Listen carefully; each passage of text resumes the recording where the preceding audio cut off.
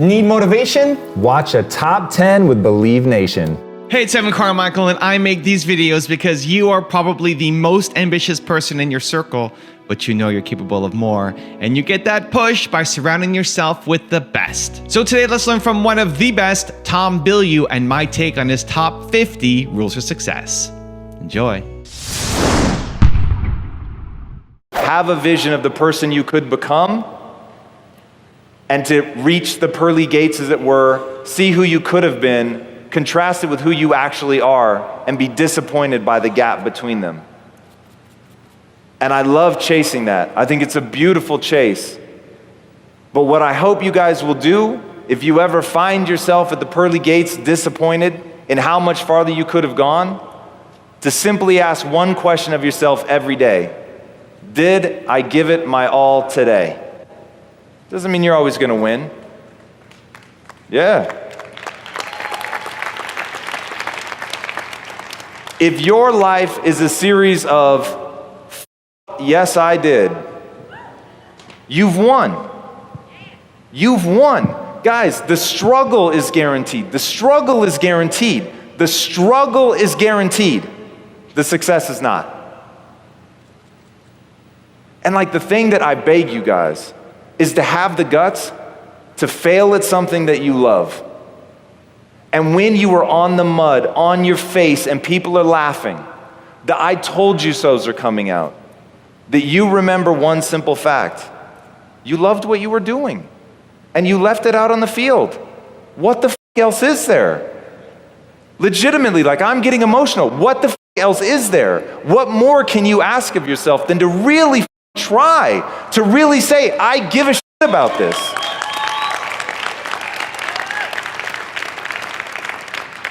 That's the life to live. That's the life. Like to say, I care about this. It matters. It gives me purpose. I'm going to fight for this. This is a group of people I want to serve. And I'm going to go all the way out every day. And look, you're not going to hit it every day. There's going to be days where you're off. There's going to be days where you're weak. Weak. But if that day, instead of bullshitting yourself, instead of saying I wasn't weak today, what are you talking about? If that day you own it, and you say, yeah, I was weak today, and I'm not going to be weak tomorrow, but I'm not afraid to face that. I'm not afraid to accept that I'm not perfect. I'm not afraid to look in the mirror and say today was a bad day, that I didn't make myself proud today, but that shouldn't diminish who you are. It shouldn't diminish your view of yourself. Why? Because it wouldn't serve you. Because if you beat yourself up today, you make it harder for you to be rad tomorrow. It's a game that has to be seen in total. It's not a game where you can take a snapshot. And this is like what I want you guys to understand. In any one moment, I've looked like a fool so many times I can't count. But when I look at my life in 10-year chunks, I'm freaked out by what I've accomplished.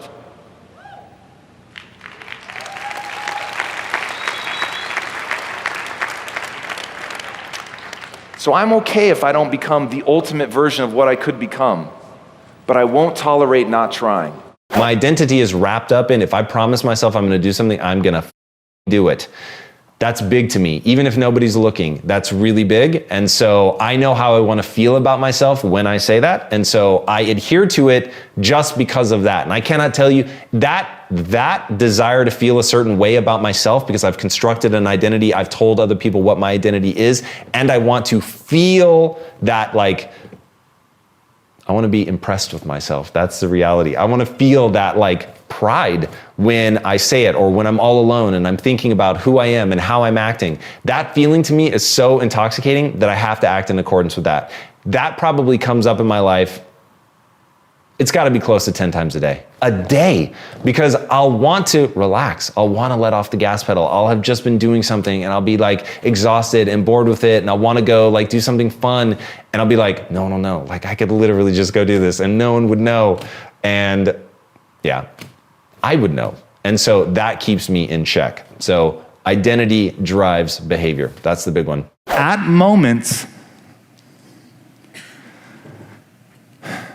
moments where I'm bone tired, I have that clarity. And when you have the clarity and you know where you're trying to go, then it becomes clear about what you have to train at. What are the things that you have to train into yourself? But the only way to do that is to have a self-esteem that's built entirely around being the learner. Why? Because you get the shot to the head, the nugget of gold at your feet. It says, you suck at this. That hurts, man. That's hard to own. It's hard to face. And there's 1,000 voices in your mind telling you all the reasons why it's somebody else's fault and it's not your fault. But the reality is, the moment you do that, you're giving away your power because you're not looking for a way to change. You're not looking for a way to shape your skill set. Remember, between where you are and where you want to go, it is a gap of skill set. Now, I'm not a born entrepreneur. I don't have any entrepreneurial instincts by birth. When I first got involved in business, I remember my only contributions to our conference calls, you're gonna think I'm kidding, and this is unfortunately very true. The only contribution I would make to a conference call was to say goodbye. And I remember I used to get so excited. Here it comes. We're wrapping up. This is going to be amazing. It's my chance. Goodbye. And I got to say something. But at that time, I just needed to learn. I needed to pay attention. I needed to see where I was weak. And the constant barrage on my self-esteem that I wasn't the smartest person in the room, that I wasn't right very often, it was unrelenting. And I remember saying to myself, all right, man, you got two choices. You can leave, like you don't need to be here. You don't need to want to become an entrepreneur. That doesn't have to be your life. You can go back to selling video games, which is what I was doing. You can go back to selling video games. You could go back to teaching. Like if that's where you're gonna be happy, then go do that. But if you really want to become extraordinary, you've got to separate your self-esteem from being wrong. You have to. Because otherwise you're never going to see the opportunity to get better. And so I decided that I was going to start valuing myself. My entire value was going to be predicated on being willing to admit that I was wrong, on being willing to stare nakedly at my inadequacies. I was not going to hide from them. I was not going to run. I wasn't going to try to do some fancy story. I was just going to own it. Yo, you suck at this, man. You suck at this, but you're just not good at it yet. And once that word yet is lingering out there, suddenly it becomes a question of time allocation. So you know you could get good at it, but it's going to take a lot of time and energy. So what are the skills that you really want to get good at? And that goes back to that clarity. What do I need to get good at in order to accomplish the things that I want to accomplish? It does not need to be something that somebody else values. It needs to be the thing I have chosen to value, that I've built into my life, this worship around getting good at that thing. I didn't have to get good at helping others build mindset. That didn't have to be my life. But that's what I've chosen. That's what I want to do. And so I build this tremendous amount of value into it. And because I value myself for pursuing that, and I value myself for admitting when I'm wrong, and I value myself for staring nakedly at my inadequacies, every day I'm getting better. Once you have your goal, then you can work backwards to what you need to do in order to accomplish that goal. And that is the chasm of adaptation. It's the acquisition of skill set. It's getting better at something. It's becoming capable of something that you weren't capable of before. But that change, the fear of the unknown, is the thing that paralyzes people. So I want to go back to what I said earlier. You all meet minimum requirements. And I really mean that. I don't want you to wonder if somebody believes in you. I believe in you. I've seen a lot of people reach for the stars and fail. I've seen a lot of people reach for the stars and make it. I have a pretty good sense of what it takes for people to get there. So when I say that you guys meet minimum requirements, I really mean it. And I want that to liberate you. But what I want it to liberate you to do is to figure out why it's not enough. Because I didn't just change anyone's life with that phrase, but I should have. That should be all you need to know. But there are other things stuck in your perception of who you are, in the lens by which you view this world, that convinces you that you can't make it. Also, to make sure you're actually taking action after watching this video, I've designed a special free worksheet just for this video. The worksheet will highlight all of the lessons learned in this video, as well as pull out our 3 favorite learnings and quotes that will inspire you to actually do something. The worksheet will also give you space to write down what your key takeaways are and your specific plan of action to make sure you're getting results. If you want the worksheet designed specifically for this video, absolutely for free, there's a link in the description below. Go click on it and start building the momentum in your life and your business. I'll see you there.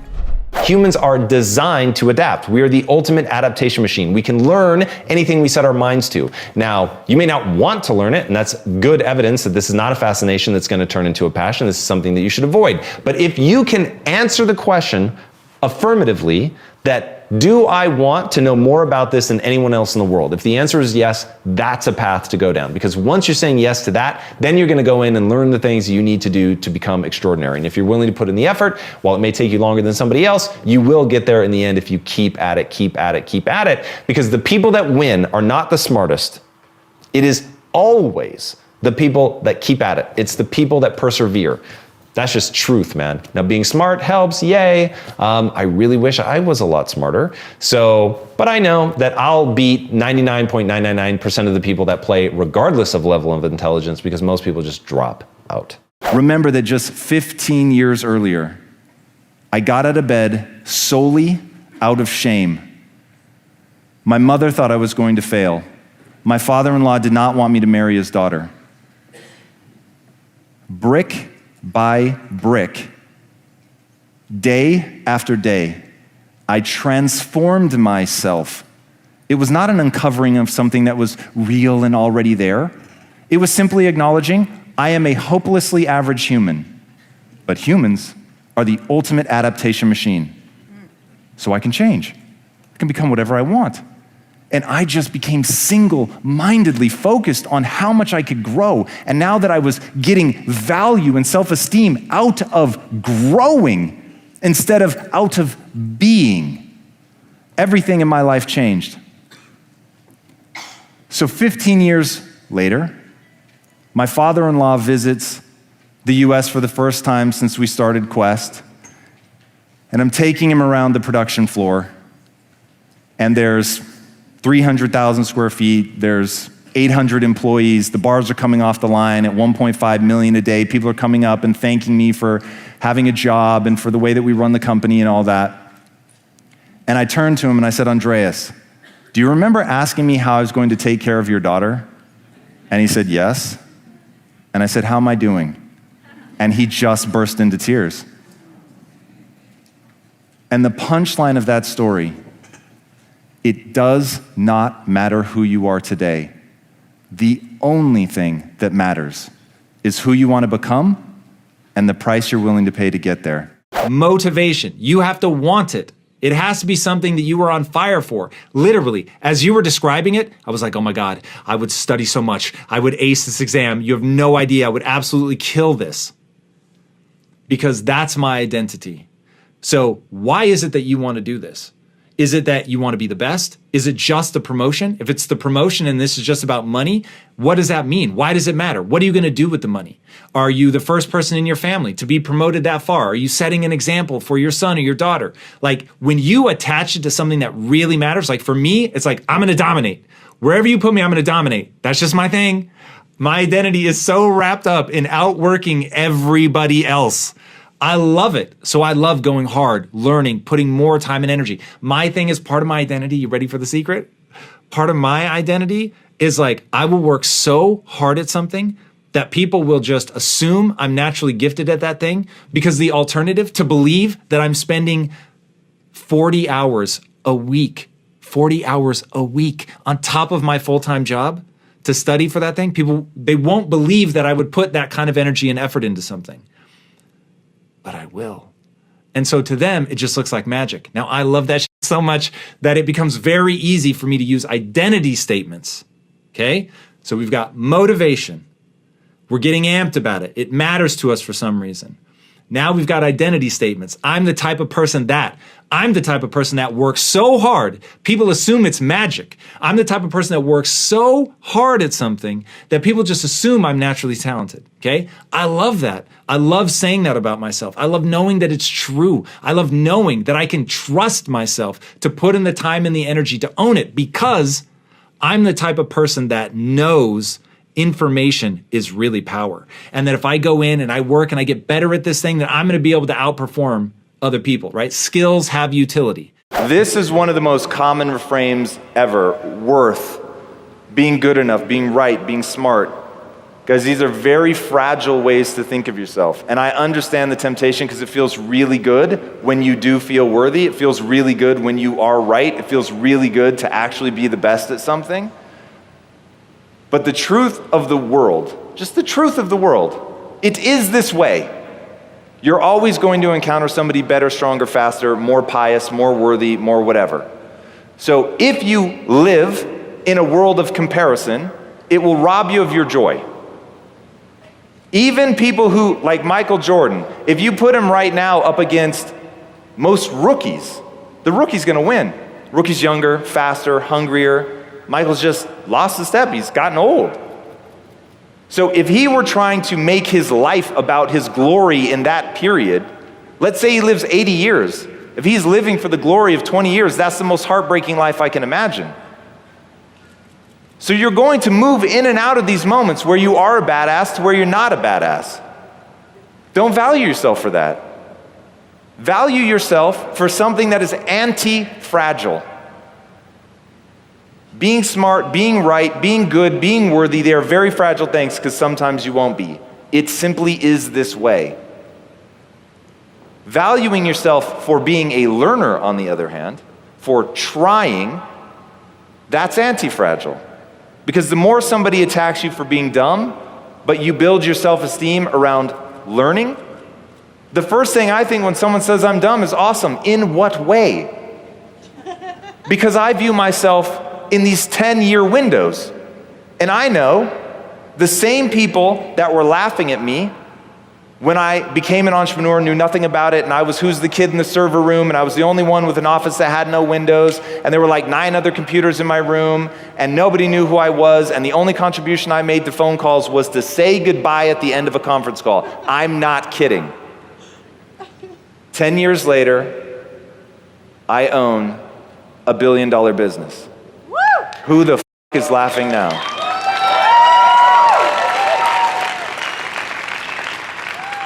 But it only worked because I didn't mind looking stupid. It only worked because I wasn't asking myself whether I was worthy or whether I deserved it. I just asked myself, am I leaving it all out on the field? Yes or no? Am I learning? Yes or no? And if I'm not, I didn't go, oh, that makes me a bad person. I went, I need to change my actions to get a different result. And once you start thinking like that, and you literally value yourself for how hard you're trying, how much you're learning, how willing you are to accept when you fall on your face, that you don't try to get out from under it or campaign to convince people that you're better than you really are. Own where you're at. Because once you're real about it, then you can make progress. But if your energy cycles go to bullshit yourself, you'll never get out of it. Elon Musk is going to terraform Mars. That's all I need to say to myself. Elon Musk is going to terraform Mars. And all of a sudden I'm like, oh yeah, like I'm thinking really small. So pushing yourself to go to that next level, that next level, that next level until it's so absurdly big that that's not even true. I was gonna say so absurdly big that it terrifies you, but it's really like the big thinking comes down to what do you really want to accomplish? If I said whatever you were gonna try, you were gonna succeed at, it's a very famous question. I am sadly not thinking of this on the spot. If you knew that you were going to succeed at whatever you tried, what would you try? So for me, like my whole thing is I want to pull people out of the matrix. Who's done that the best? Not pulled them out of the matrix, but used the path that I think is the right path, which is narrative. So who's done narrative the best? Disney. Okay. Disney is a massive company. They've been in business for like 75 or 80 years. I mean, it's just absolutely crazy. Okay, cool. I'm going to outperform them. Since they've done it the best and I have no interest in being second, want to be first. Okay, there it is. Now that's not terraforming Mars by any stretch of the imagination, but that's pretty big. So thinking like that, I think is important because one, you're gonna be able to rally people, you're gonna be able to get them excited, but you've gotta back all the way back from a 75, 80 year time horizon to what do I do today? So that's where I find that people break down. It's not that they're not able to dream big, they can dream big, but they can't execute big. And that's where I think people really fall down. And the one key to all of this, to being able to execute big, to allow yourself to believe that you can execute against that, is to believe that you can learn anything. So I was just telling somebody last night that what was I gonna say? I was so blanked because the person I was with, I'll just say this because my mind is like sketching out. If you guys don't know Tony Gonzalez, the football player, he's amazing. Check him out. That dude's mindset, absolutely incredible. I invited him on the show, in fact. That's who I was with last night, if you're wondering why I'm bringing this up. And he said that he didn't want to until he conquers the next part of his life. And I thought, Jesus, for somebody that's done what he's done, to be like, it's not enough yet, that's pretty interesting. So executing big, the key is that you've got to believe that you can do anything you set your mind to. You've got to believe that you're able to execute against all of that stuff, that you can learn that. And that really is the key, to go into something that's completely unknown. And as I was telling Tony last night, if I were to tomorrow wake up and have Disney Studio at my control, I think I would up. So I know that I have to become someone new in order to execute against that vision. And it's your willingness to become that person, to accept that you're not that person right now today, but that you can become that person. That's the important part. Cellular energy is going to be what you need to focus on. And I can't tell you how much I hate that I have to pay attention to my body in order to achieve the things that I want to achieve. I want to just be able to work around the clock. But I know if I try to do that, I won't be cognitively optimized and I won't have the energy that I need. So when I go give talks, oftentimes I'll end up after the talk answering questions. And my record is I once stood in a hallway with 50 people around me, answering questions without even stopping to pee for 11 and a half hours. Now, by the end of it, people were like, how the hell are you doing this? And the answer was because there are two types of energy. There's psychological energy, right? You're exhausted, right? Imagine it. Oh, you know those days. You're wiped out. But you got that one song. You put that song on and you still got a little ass shaking left in you. And you can just feel it. It changes your mood. You're ready to get up. You're ready to get down. That's psychological energy, okay? We can actually make you suddenly feel like you have this burst of energy. The other part, the one that won't let you down, is real cellular energy. Now, within your cells are a whole bunch of these things called mitochondria. Mitochondria are separate little organelles, okay? They have their own DNA. They are not you, but they are inside your cells, and they are the power plant of your body. And if you don't do things to push your mitochondria to stay razor sharp, productive, to proliferate, you just won't be able to generate the energy. This is why I'm always telling people, you are having a biological experience. Whatever this is, your body may have been given to you by God, fair enough, but He gave you a body. And now you have to deal with the realities of going through life in a body that if you're not eating right, you're not exercising, you will not be able to generate the ATP, which makes you feel like you can go and conquer mountains and do whatever you want. But if you really don't have the energy, then that's a nightmare. This goes back to being tired is a unique ring of hell. It is just absolutely miserable. So you're going to have to get your diet right, which is probably the number one thing to get your energy levels up at a cellular level. You got to get your diet right. And then to really push things, you want to start exercising. And then another one, going back to one of our early questions, cold exposure is another way to get your vascular system going, to get your ability to generate ATP up high, because cold exposure has a tremendous impact on your mitochondria. Okay, so getting that right, I think, is going to solve a lot of problems for you. And you may even need to go and get your thyroid levels checked. Like there's really could be a lot going on biologically. So to put it all into the language of a habit, you're going to go to bed early, however early you need to go to bed to not set an alarm. Number two, when you wake up, don't eat. You're going to work out fasted, okay? I would highly recommend that you lift weights rather than doing a bunch of cardio. And then next, meditation. You'll be shocked how far that goes. And then we want to get some cold exposure in there if we can. That would be a really great way to get you going. And as far as diet goes, making sure when you do eat and try to do intermittent fasting so that you have, call it a 16-hour fasting window and an 8-hour feeding window. And so you're going to push your first meal back to post-workout. And then when you eat, you're going to make it whole foods. So you're going to be eating green leafy vegetables. You're going to be eating meat. If you eat meat, that's absolutely fine. No processed foods. If you can avoid it, you should be less than 10% of what you eat should be processed. Obviously, 0 is the ideal. But realistically, if you can make less than 10% of it processed, you're going to be golden. If you do that all the time, you are going to feel like $1,000,000. You just cannot overestimate how big of a deal sleep, diet, and exercise make. It is life-changing, and it's the one thing most people aren't willing to do. But if you want cellular energy, that's the habit you're going to have to get in. What I've said was I don't have natural talent in anything. So as a kid, it was really doing things that I got positive feedback from somebody. So my dad once told me that he thought that I was better behind the camera than I was in front of it. And so for a lot of years, I actually did think that I was good at that. And then I got slapped around in film school and realized that I didn't have any natural talent. That was an utterly heartbreaking moment. And that was me then having to come to accept that I am, like everyone, I was born hopelessly average. And my life has become a mission of seeing what are the things that I care enough about to become extraordinary, and then putting in the time and energy and effort to actually become extraordinary at that thing. And I am utterly astonished at the breadth of things that you can become good at if you're willing to invest the time and energy. So my thing is, don't limit yourself to what you think you have a natural inclination towards. Limit yourself to what makes you feel more alive. So it starts with an interest. Ooh, that is cool. I'm interested. Then by engagement, it turns into a fascination. Through the gaining of mastery, it becomes a real passion. Like, that's the spectrum of things you want to deal with. Not like, am I good at it? Am I not good at it? For instance, I'm terrible at math, and yet that was one of the things that I had to get better at. I'm still terrible at high-level math, but like functional math, I got a lot better at. That was really useful in business.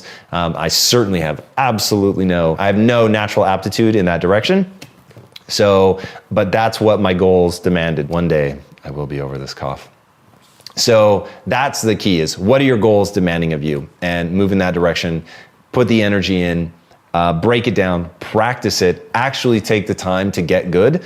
And that's where you're gonna see that you start to believe in yourself. And I think that self-belief, it exists on 2 planes. Plane number 1 is just, I choose to believe I can learn anything. And so that's gonna give you the willingness to move forward, because humans lead with belief. And the only belief you need to move forward is that you can learn. And then the second part is confidence comes from competence. So actually getting good at something. I don't think there's anything more intoxicating for a human being than to get good at something. To not have been good at it one day and then get good at it the next is just one of the most amazing feelings that any human being can have. So I invite you all to go on that journey. I have a very hard and fast rule that I use when it comes to this idea of self-punishment.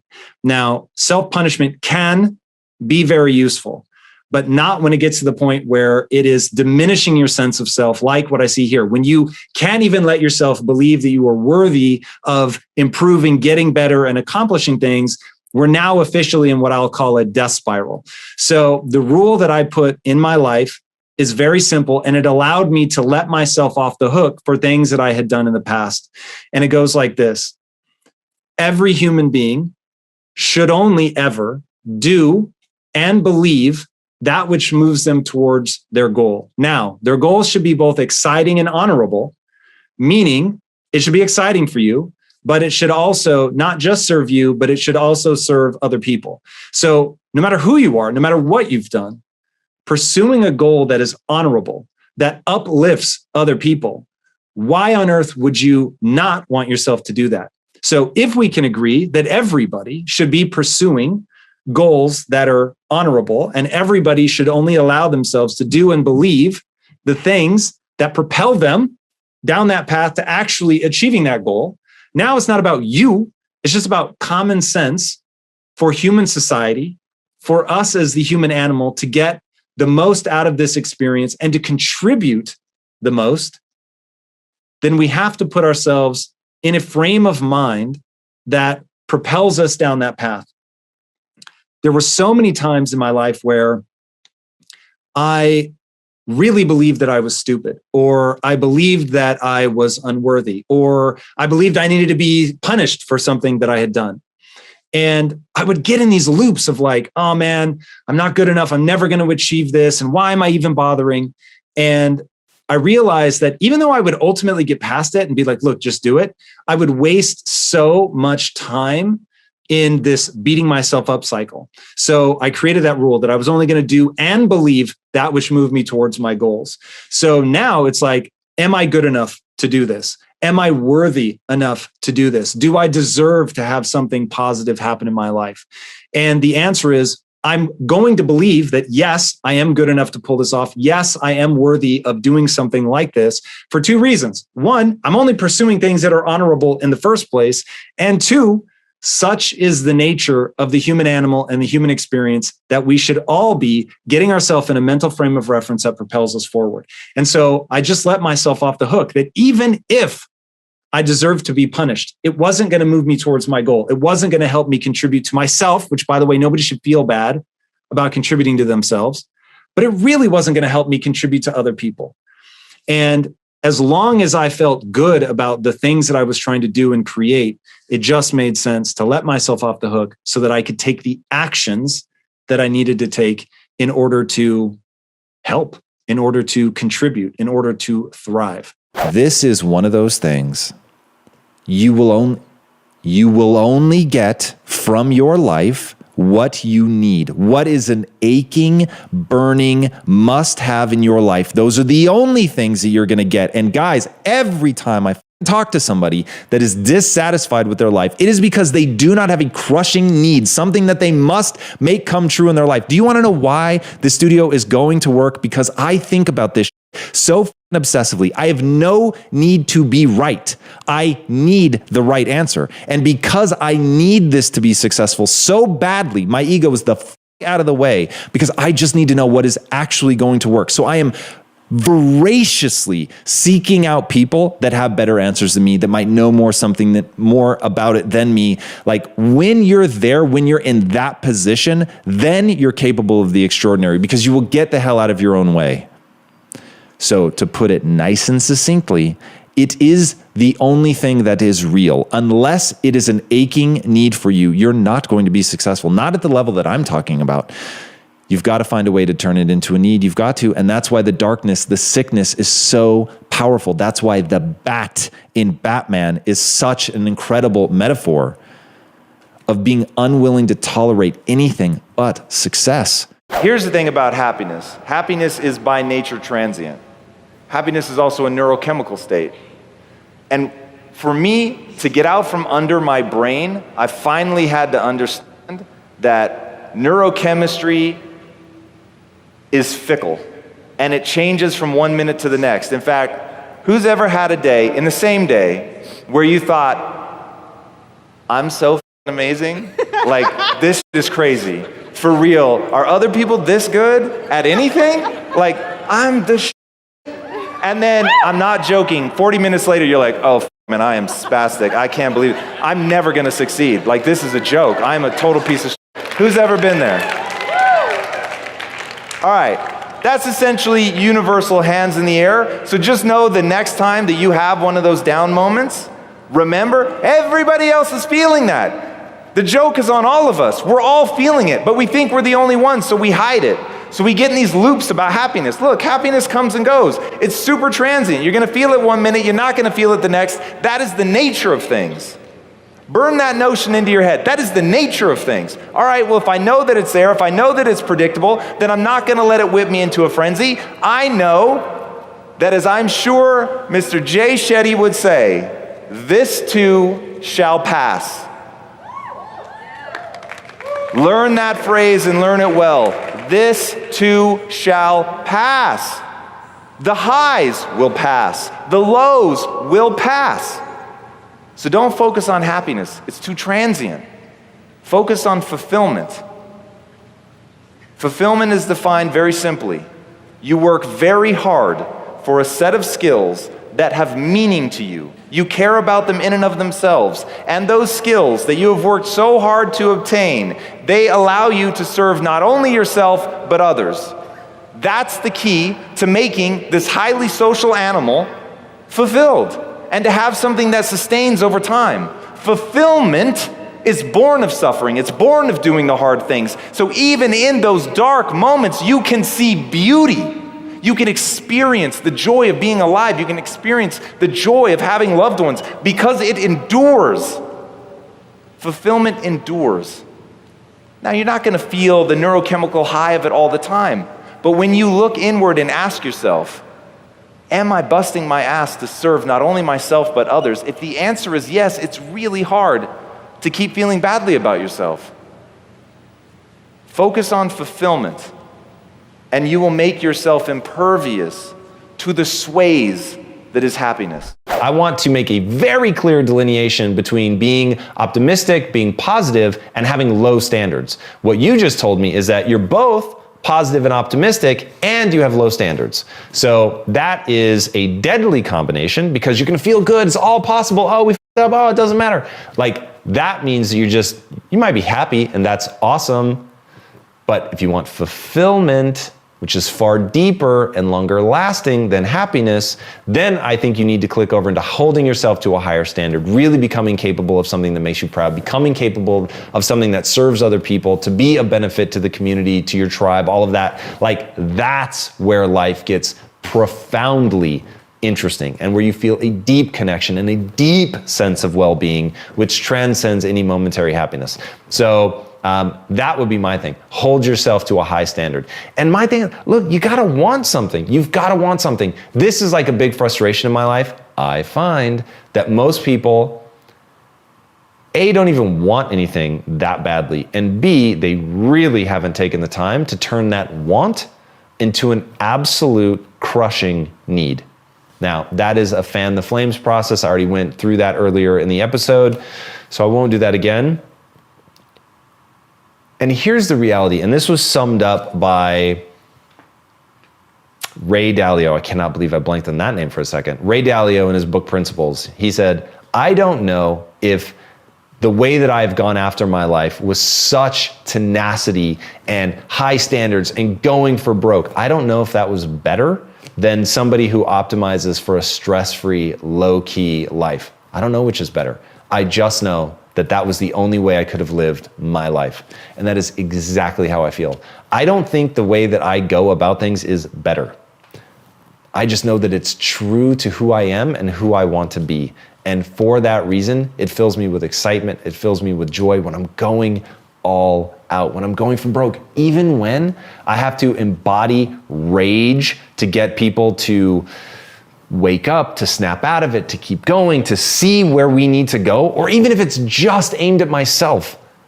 Even when I'm embodying rage, there is a part of my brain that is absolutely intoxicated by the thrill of the pursuit of greatness. The pursuit of greatness is one of the primary drivers in my life. So that's something that I want for you guys, not necessarily to have that in your life. I just want you to want something as badly as I want greatness because it's fun. It's fun to want something and to pursue it like that. So whatever that is, even if it's just tranquility, to pursue it with everything, to give yourself over to it completely.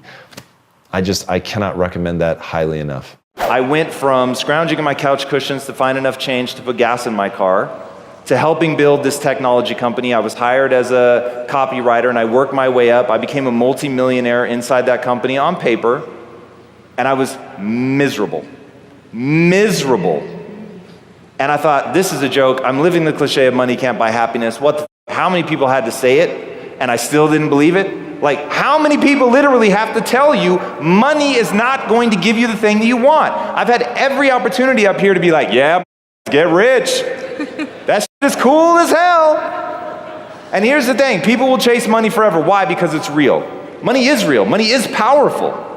But money's not at all what you think it is. You think when it comes to success, like getting there, making it, achieving it, the way that you see somebody that's achieved it now, however you define that, and you look at them and you think, oh my God, they're amazing. You think you're gonna think the same thing about yourself, and you won't. And I had the very good fortune, my wealth came all at once. I built a company, I had tons of equity in the company, I was worth hundreds of millions of dollars on paper, but I was still driving a beat up car and my life was whatever, I was in a normal house, I was making a good salary, no need to feel sorry for me, but in terms of like the wealth moment, it literally came in an instant. It was, all right guys, the money's been wired, and you hit refresh on your bank account. Refresh, refresh, refresh, refresh, refresh, refresh, refresh, and then bam, you're crazy rich. And it's like commas and zeros, and you're like, holy shit. I don't feel any differently about myself. And all of my insecurities, all the things that I beat myself up for, all of it, still right here. It literally didn't change anything. I could buy neater stuff, but the only thing, like if you want to know what money really does, money lets you build. I'm building impact theory. I'm going to win. Because I have the intensity and I have the capital. That's money. But money doesn't touch who you are. So my thing is, I may go broke building impact theory. That is a reality. Because I know the struggle's guaranteed, the success isn't. So it's very possible, I'm betting my fortune right now on building this thing. Maybe it doesn't work. But that won't touch how I feel about myself. Losing the money won't touch how I feel about myself any more than making the money couldn't touch how I felt about myself. Because you either do the internal work of like, I know who I am. The thing that you'll resent isn't whether or not you make it. The thing that you'll resent is, now that you know you can, will you actually try? Trying is what you're gonna judge yourself on. Hey, don't cheer on that. That is scary. That's the one I want you guys to think about today. Because none of you, your family won't weep for you if you don't succeed. Two things will happen on your deathbed if you failed. You really went for something and you failed. One, they will all mourn that you weren't able to live your life because you were so myopically focused on the goal that you forgot to enjoy the journey, and somewhere along the way you stopped loving. You stopped loving them, you stopped loving yourself, because all you could see was succeeding, getting that thing, the tick on the paper box, and you lost your way. That's possibility number one. Possibility number two is they're like, hey, this tried, and it was inspiring. And just to see them go day after day after day in the face of so much defeat, but to have the will and determination to keep going. Winston Churchill said, and I quote, success is going from failure to failure to failure without a loss of enthusiasm. It doesn't matter if you win, that's not success. The success is going from the failure to the failure to the failure and still being excited to show up. It's like, this is how I liken success. Success is like love. You know the beautiful part about love? Getting the shit kicked out of you and then coming back for more. That's so hopeful. That's so optimistic. To be like, whoa, I just had my ass handed to me, and yet I want to be vulnerable again. I want to go through this again. I want to open myself up to this. I want to be touched by that. I want to feel that. People can get behind that, man. We can get excited about that. We want to be friends with people like that. We want to feel that in our own lives, that willingness to have tasted defeat and still come in open and not jaded. How beautiful is that? My personality is very aggressive, and people, so you take my personality, which is already aggressive. I say things very emphatically when I believe them, by the way. And then you couple that with the fact that I pay people's salary, and all of a sudden people tend not to say the hard things. And so what we're doing now, so Principles by Ray Dalio literally rocked my world to the very foundation. And we are going to be implementing a version of that here at Impact Theory.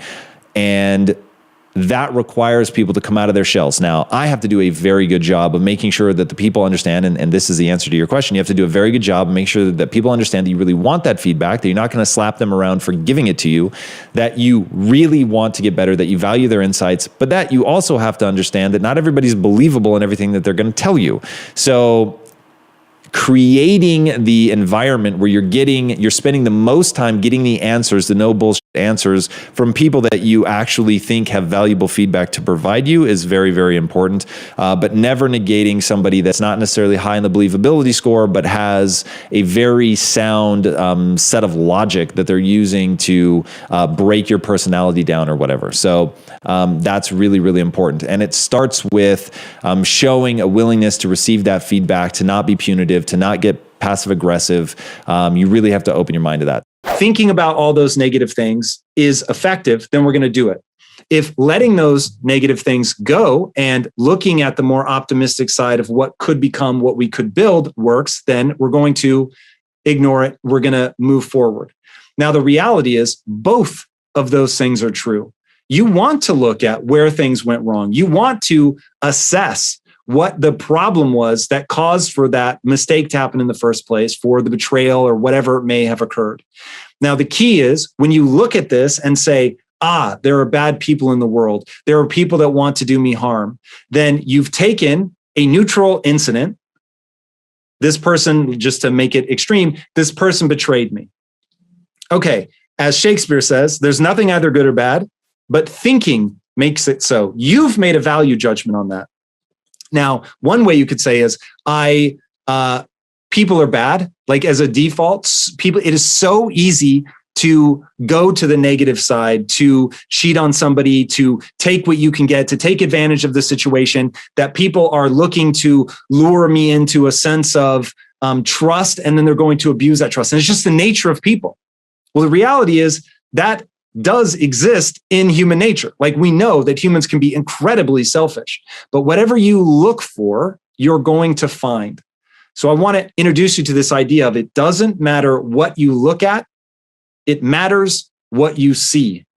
And I'll push that even farther and say, it doesn't matter what you look at, it matters what you choose to see. I always tell myself that I will figure it out. I will pivot. I will go in whatever direction I need to. I am so confident in my ability to rebuild, to start over, to accept defeat, the willingness to be embarrassed, knowing that in that defeat, in that failure, I will learn something, I will grow, and on a long enough timeline, I will win because I'm collecting all of these nuggets of wisdom, the pain and the suffering of failing, and I'm building myself into a wiser, stronger version of myself that's more capable and more able to execute.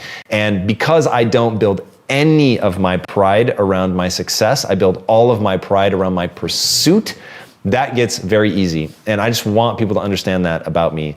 I take pride in my willingness to stare at my inadequacies, my willingness to improve my inadequacies, and my willingness to sincerely pursue grand goals. Those are the things that I'm proud of. Those are that's the kind of person that I want to become. So it isn't about the money. So if I lost the money, it is what it is. It would suck, don't get me wrong, I'm not nonchalant about it, but because it's so powerful and what it facilitates, but it wouldn't damage my sense of self. And that's the important part, because I don't allow my sense of self to be tied up in that. It is absolutely limitless what you can accomplish. Now think about that.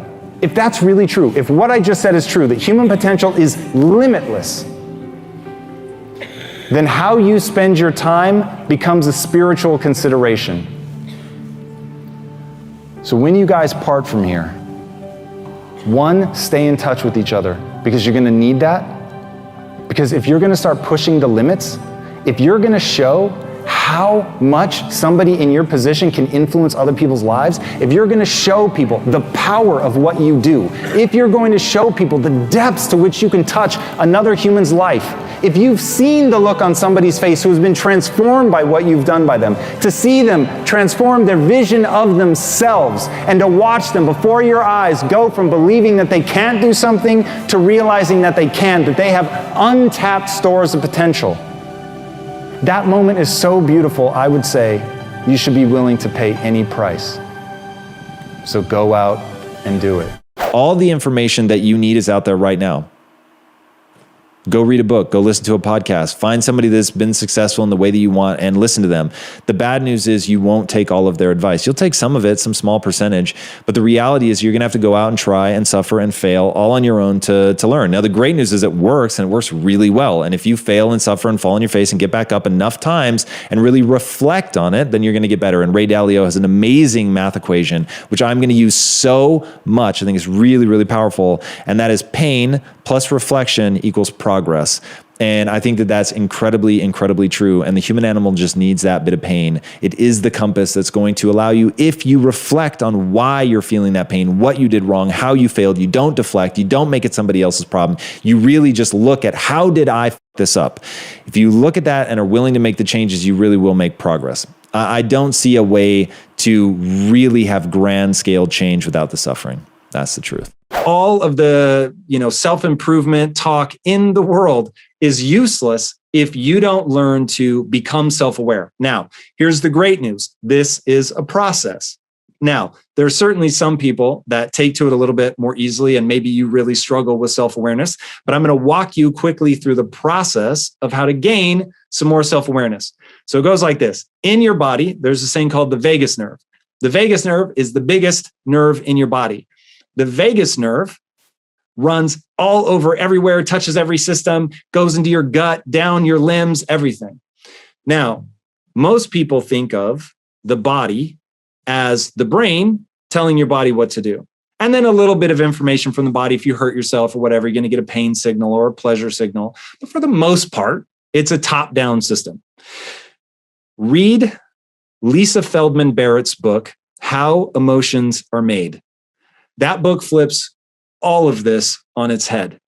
And what it explains is that it's basically an extrapolation of the fact that the vagus nerve, 80% of the data that it sends is from the body to the brain, only 20% from the brain to the body. Think about that.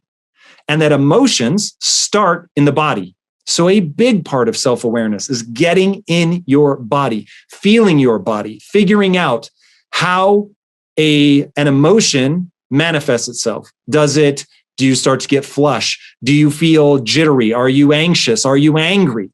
Beginning to identify the sensations in your body, because the way emotions are made, you get a feeling in your body.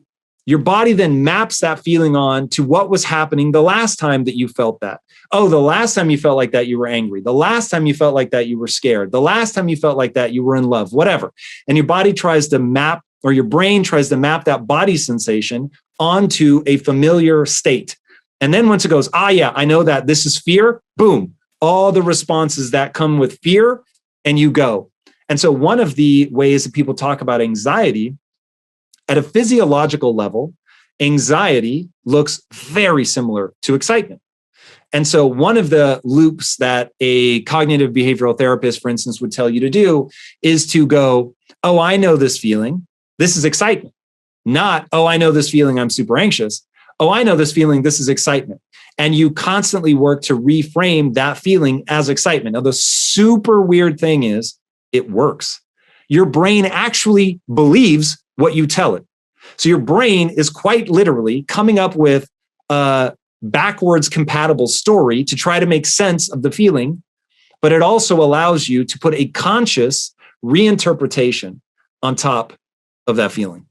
So now you're able to go, oh, this isn't anxiety. This is excitement. I feel that what's coming is going to be fun. It's going to be exciting. And that's why my heart is beating faster. That's why my breath is getting more shallow, because I'm super excited to go do this thing.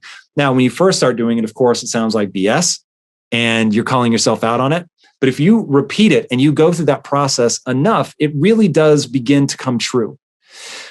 The next part of the equation is just getting really good at identifying the signal that your body's sending you. So instead of mapping it to sort of, 4 or 5 really basic primary emotions, fear, excitement, joy, sadness, whatever, like those really sort of primary colors of emotion, we get into a layer deeper and we start beginning to identify, oh, I get, this is I'm feeling flustered.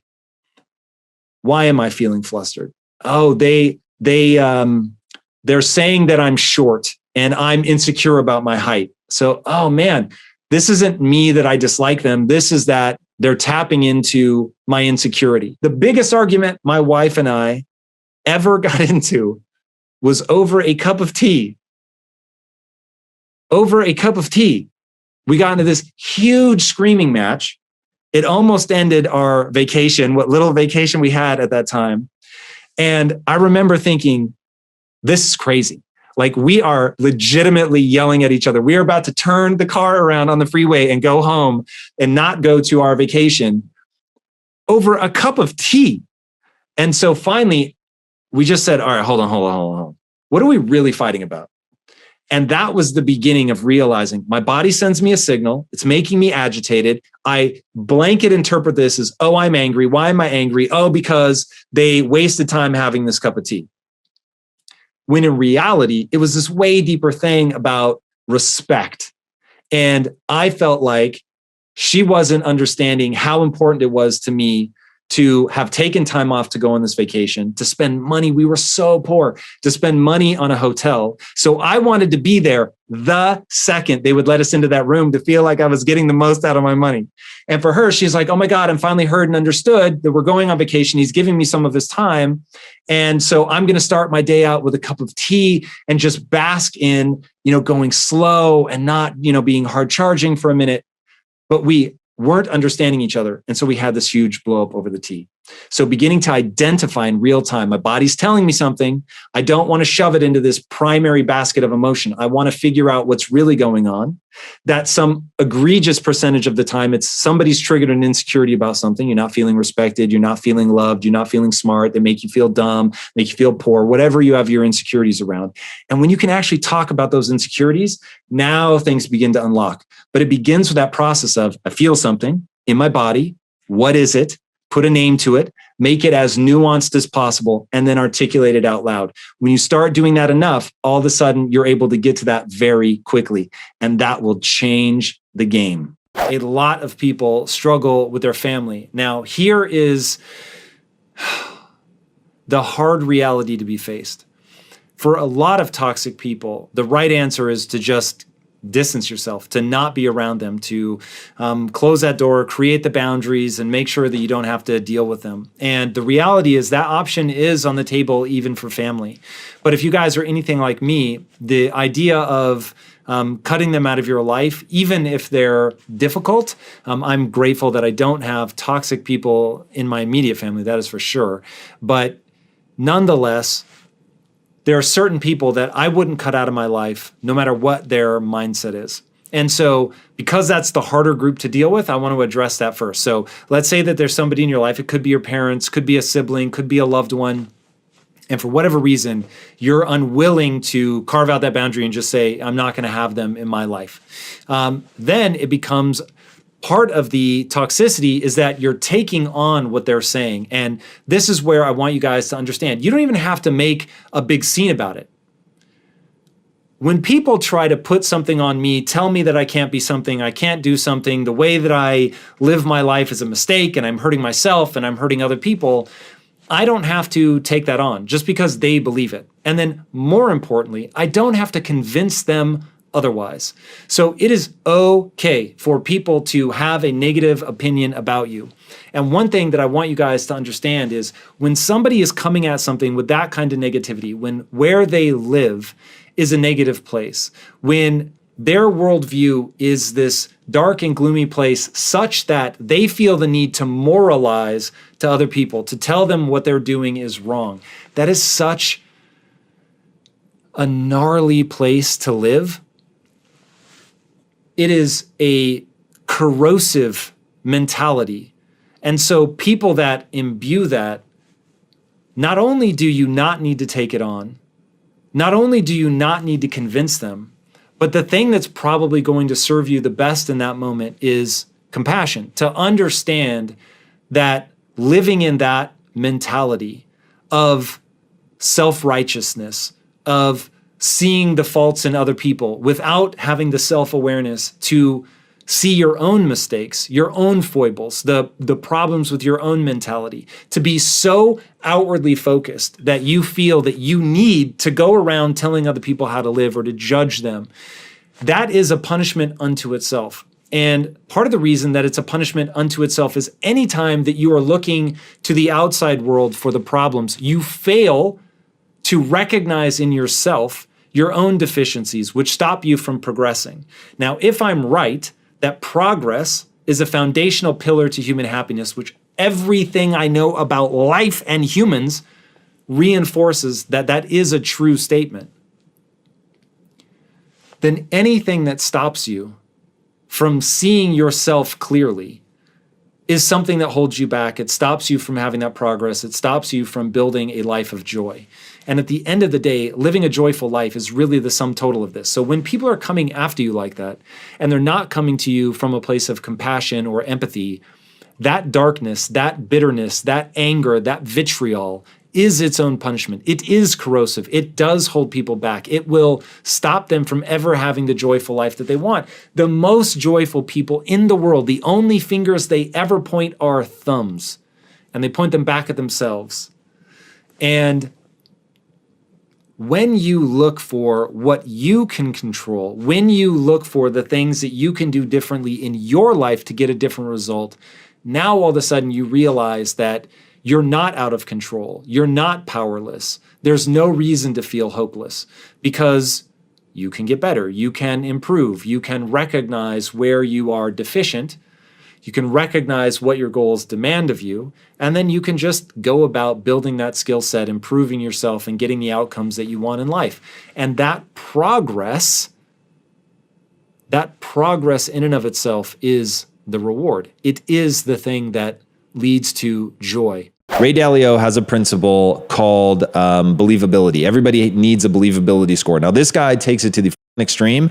And by the way, I just took a note for us to really implement this stuff here. We're going to have to figure out how everyone needs an actual numerical value that each of us can look at and say, this is Chase's believability score. This is Tom's believability score.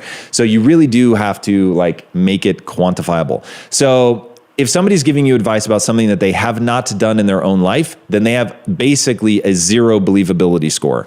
And somebody who has a 0 believability score shouldn't be pushing their idea like they know something. They should be asking a lot of questions. Now, when you're talking to somebody that's done it, Ray Dalio's saying is 3 times or more. If they've successfully done something 3 times or more, then they have believability in that area. So you want to find people that have believability, that really know what they're talking about, and then you should listen. You should ask a lot of questions. You should really come to understand it. If they haven't done that, they may still have amazing ideas, but what you need, because sometimes a novice has really fresh insights because they're just not stuck in the dogmatic ways of thinking that experts usually get into, but you need to be thinking about it differently. So rather than listening to their conclusions, you should be trying to understand their methodology. How did they get there? What is their process, their reasoning for making the statement that they're making? Now, if their reasoning is sound, then their conclusion may very well be worthwhile, but you have to understand their reasoning. So one of those two things. So either they are an expert in that area and thusly you should listen, or they are not, and you should only be thinking about what their process was to get to that conclusion. And then you have to be able to derive your own assessment as to whether or not you should listen to them. There's not going to be anything more empirical than that. One of the goals of my life is to get to the point where in 30 seconds or less, I can change the course of somebody's life through magic words, for lack of a better way to think of it. And I'm really trying. And I won't give up. But as of right now, the only solution that I have when you love somebody that is stuck in negativity is what I call just sit. If I know I'm going to spend time with them, and I can't break them out of their negative ways, then I'm just going to sit and be with them. And I'm going to love them. And I'm going to make sure that they know that I love them. And I'll live my life without judgment, without needing them to change, without trying to preach to them. I'm just going to be with them and find things that we can talk about that's fun. There's almost always something that even the most negative person loves. And if you can find that thing, fishing, card collecting, Hawaii, whatever, somebody's thing is, whatever it is that they like to talk about, and you get them onto that subject, you'll actually have fun. It's really surprising. My dad's wife is way into quilting. Now, I can't tell you how not into quilting I am, but she's really passionate about it. And having a conversation with her about quilting is so interesting because she's so passionate. And whenever you can get somebody on to something that they're passionate about, whether they're a positive person or a negative person, it gets to be a pretty fun place. So I just sit, I try to find things that they're going to be excited to talk about. And my whole goal is to make them feel loved where they're at. Now, I live my life the way I'm going to live it. I don't join them in negativity. I don't, go in on those conversations, but I don't want them to feel judged. I don't want to put distance between us. There's nothing worse than making somebody that you love and care about feel judged, which of course I was even though I was just trying to help. I didn't want to see them suffer anymore. In constantly trying, like saying, hey, you're doing this wrong. Like there's a better way. You'll be happier.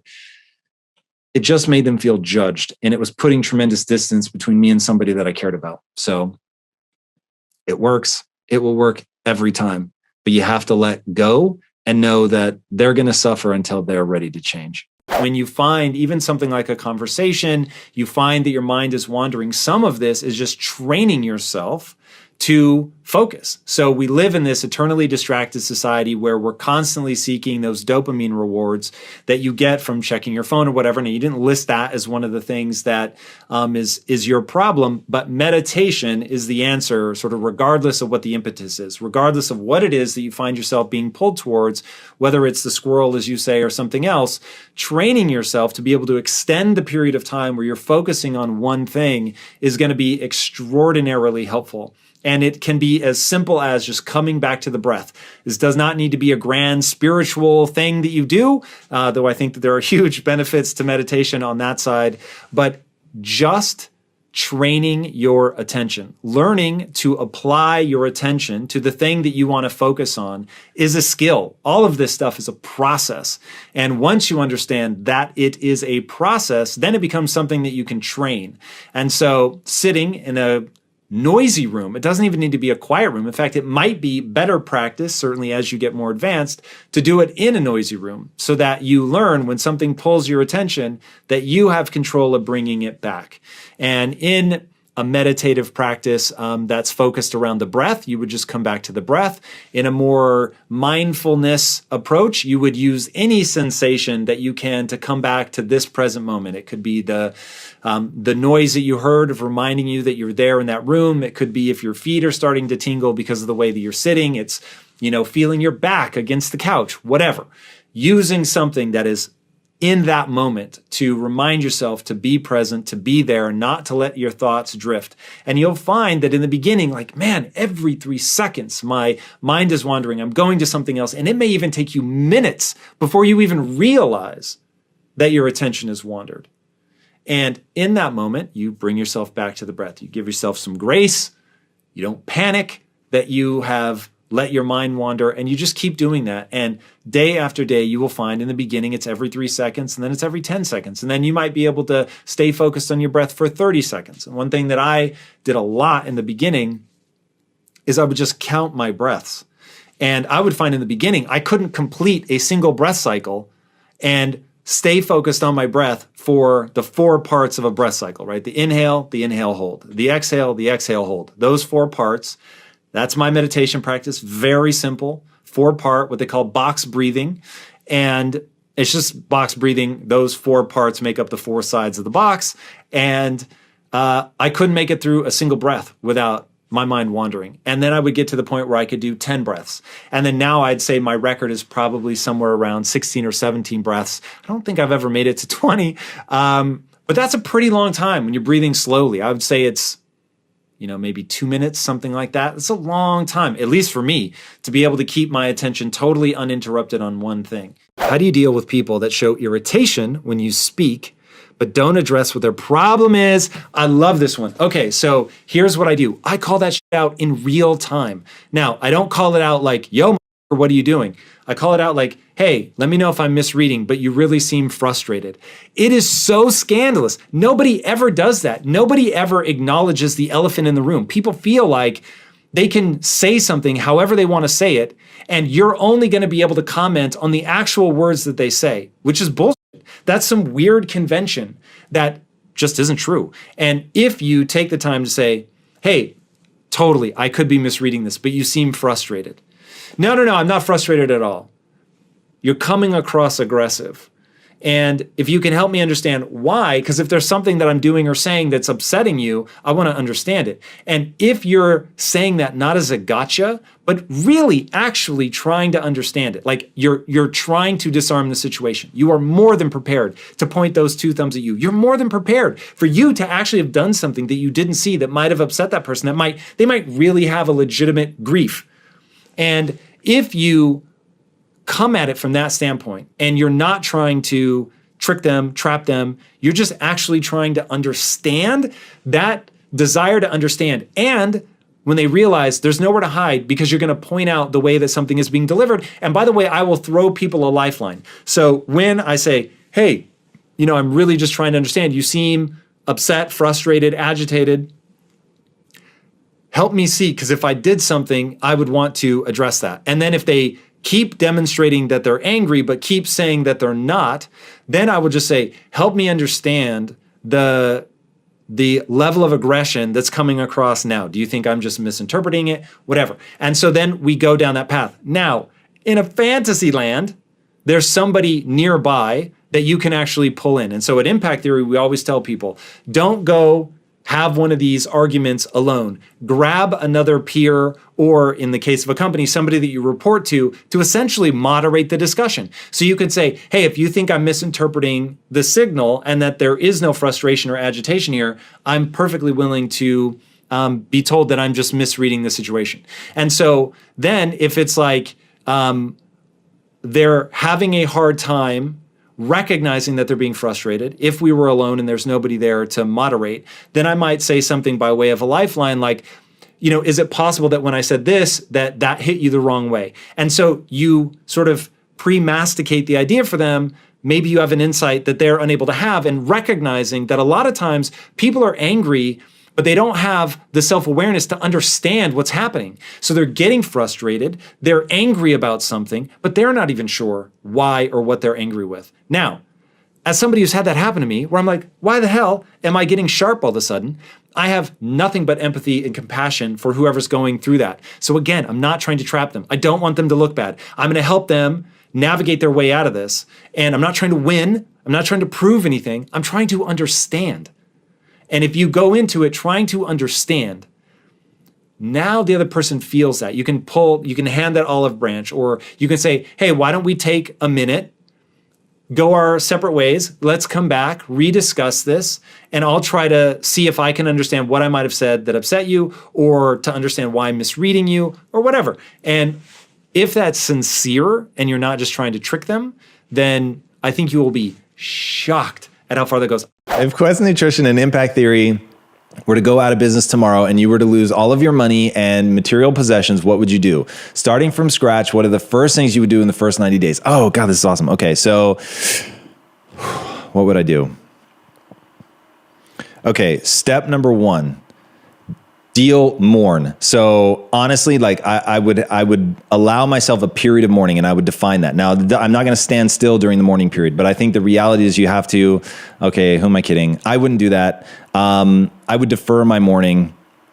I've been through something like this, so I know exactly what I would do. I would defer the mourning, and I would immediately I would make a list of all the people that were in the world. So unless I'm gonna assume for a second that Impact Theory went out of business, for reasons other than that the industry, I'll assume the industry hasn't imploded. That's a very weird way of saying that. So I'm going to go to the 10 people that I've already earned credibility with, that know what I'm capable of, that know how I think, that know my process, that like me, want to be around me. And I'm going to go offer my services to them. And I'm going to ask for either no money, if at all possible, if I can, my wife and I can sleep on somebody's couch or something like that. And in fact, I may send my wife to get a job that at least makes some money so that we can eat, so that I can then begin going back into the industry and delivering value. I think it's the area that I'm going to be able to deliver the most value. And I would aim to get equity. That's me.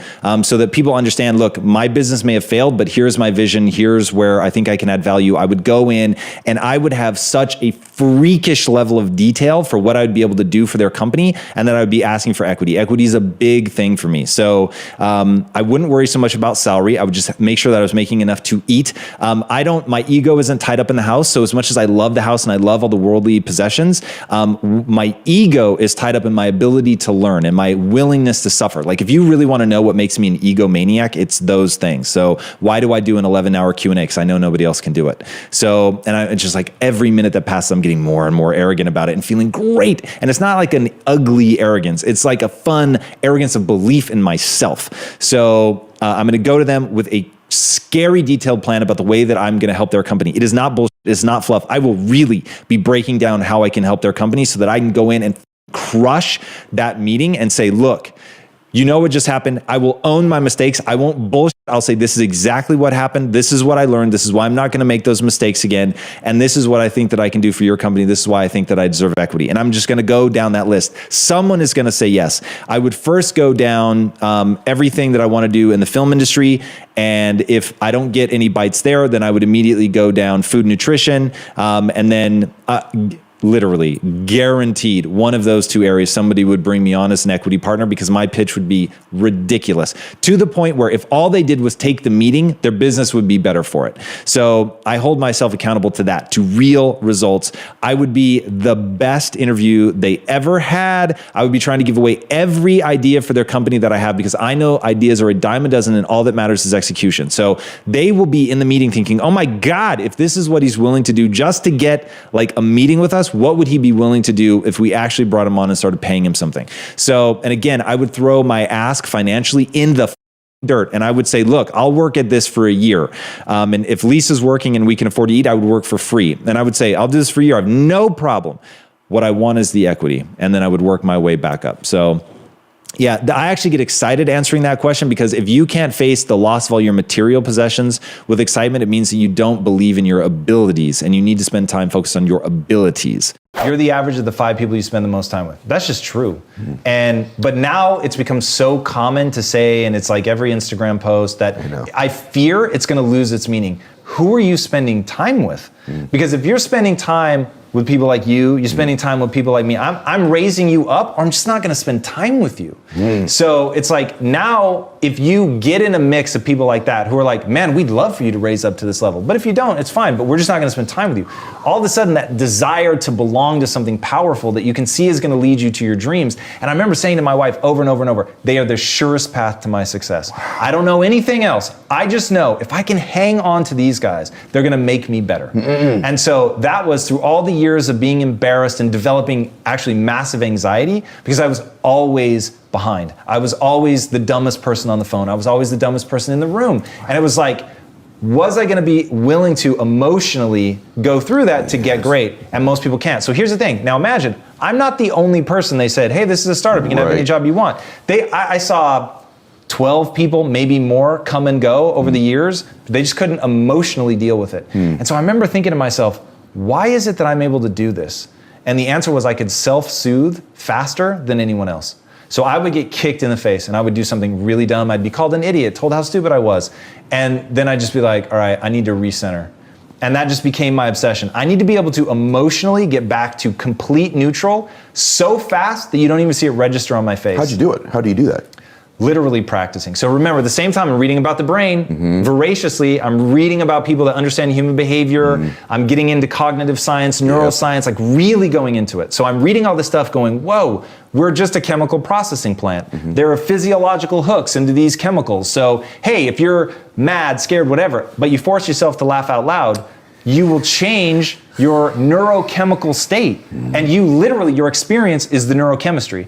So I was like, whoa, so I could be in a situation where I'm being berated or I legitimately mess up and it costs money and it's like, whoa, that's on me and it is nobody's bad but my own. And I realized that What most people do, their strategy is to deflect it. It's your fault, it's not my fault. Yes. So I started thinking of this as a metaphor. People are throwing gold at me. They're throwing it really hard, and I can put a shield up and deflect it, but then I lose that piece of gold. If I drop my shield and just take the pain, let it hit me in the head, then I bend down and go, this thing, which was me being stupid, there's a lesson here. And now I have this piece of gold. But the whole thing is I have to be defenseless. So I have to own it, I have to take it, I can't fight. If someone is like, this to this day, if our team is like, hey, there's something we need to point out to you, I'll do this. I square up to it. I want them to know, like, hey, I want to hear it. I want to know. Like, I want to be literally physically open. I'm not going to close down. I'm going to do everything I can to square off, to open myself so that they know I'm receptive to the criticism, right? Because that's the nugget of gold. What I know is it's going to hurt. It's going to sting. Yep. But if I can emotionally recenter so fast you don't even see that I went through something, now I can just process, how do I take this information you've given me and get better? 80% of my time I spend focused on the beautiful things that I want to create, the amazing things, the mission that I'm on, how I want to help other people, right? I talked about goals being exciting to you and honorable. So they uplift you and other people. And I try to spend as much time as I can there. And that's gotten me through a lot of difficult times, to think about the people I'm trying to serve, to think about the way that I'm going to help people. We end every team meeting at Impact Theory with a connection to our community. So whether it's playing a video of somebody who's changed their life, or reading a letter that somebody's written us about how the content that we create has moved them forward in some meaningful way. And they're beautiful and it's amazing and it feels so good. But there are times where I'm so fatigued. There's a great quote by Vince Lombardi: "Fatigue makes cowards of us all." And there are times where I'm so fatigued, all the beautiful things in the world are not enough to keep me going. And I'm just done. I'm spent. I'm past the David Goggins 40%, where he says, when you think you're broken and couldn't possibly go another step, you're only 40% of the way there. Okay. The beautiful things will get me past that hurdle. But when you're actually 80% of the way there, 90% of the way there, really close to being fully spent, the thing that I lean on in that moment is the dark side. The people that want me to fail. The people that are on my list, as I call it. There are people that have tried to trip me up, that want to see me lose, that come at me, go behind my back, whatever. And I put them on a list. And I never think about the list more than 20% of the time, because that's a dark place to be. But when I'm really tired and I'm in danger of cowardice, I think about those people. And it's an ugly energy, but damn, is it powerful to say, I'm not going to let them win. I will, as David Goggins says, take their souls. And it's really powerful. And it's one of those things that I often get pushback on, because it is ugly to say that I think about these people and I think about destroying them and beating them and outperforming them in every way and dunking in their face and doing better than them in life and watching them just get demolished by my performance. But it's motivating and it works. Now, if you spend too much time there, you slide into bitterness, you slide into anger, it's resentment, it's all about them. But man, let me tell you, if you get that balance right, 80-20, 90-10, man, it's really profoundly powerful. There is a reason that evolution has given you anger. There's a reason that evolution has given you rage.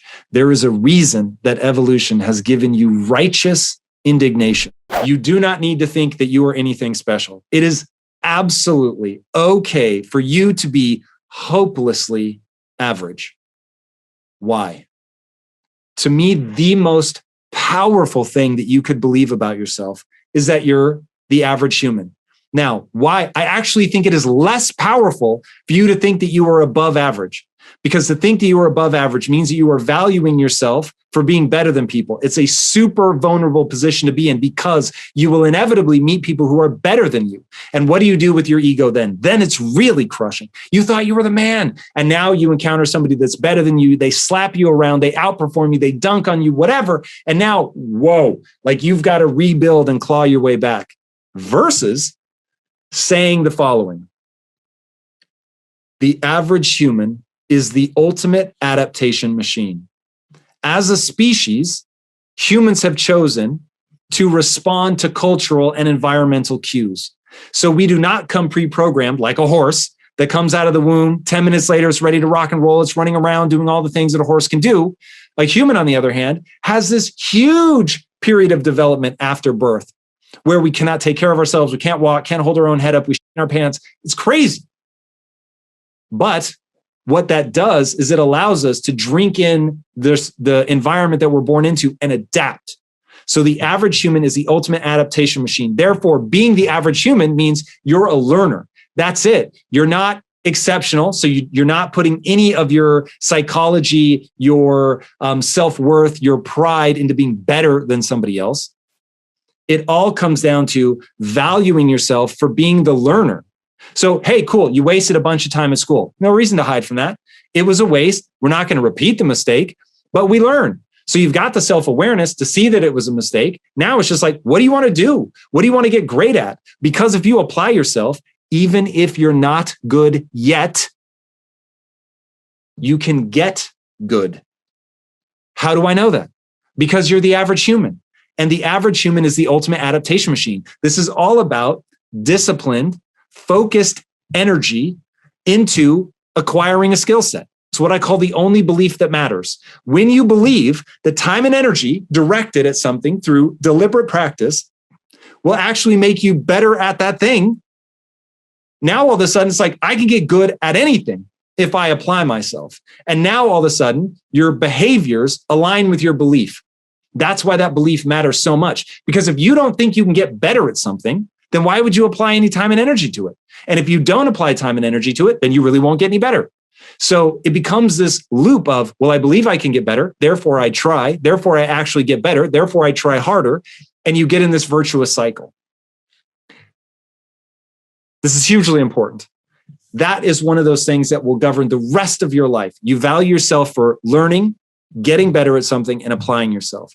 Everything else will take care of itself because you just keep applying yourself. Don't make excuses. Don't BS yourself. If you wasted time, you wasted time. Don't spend your time beating yourself up over it because we only do and believe that which moves us towards our goals. Rules are, I think, underutilized in people's lives. And this is something that I use on a daily basis.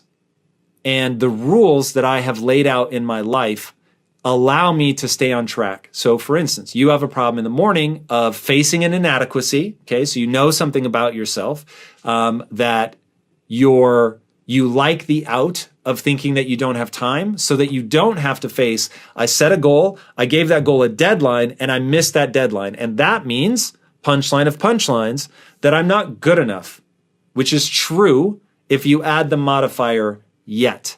I'm not good enough yet. Now, the thing that's going to let you off the hook and allow us to slot in some rules because you're not fighting against yourself, you're now working for yourself to achieve the things you want to achieve, is to understand you actually can get good. So it's what I call the only belief that matters. The only belief that matters is that if you put time and attention into getting better at something, you'll actually get better at it. Not because you're special, not because you're brighter than the next person, because that is the physics of the human mind. That's just how the mind works. The truth of being a human is that if you apply energy into practicing something and that practice is well done, you will, as an inevitable consequence of that time and energy, have a deeper skill set. That skill set has utility. It lets you do something in the world that other people cannot do. Okay, so if we know that's true, now we don't need to seek a distraction because when we realize, oh, we're not good enough yet, all that does, another layer of self-awareness, it lets us know the thing that we need to get better at.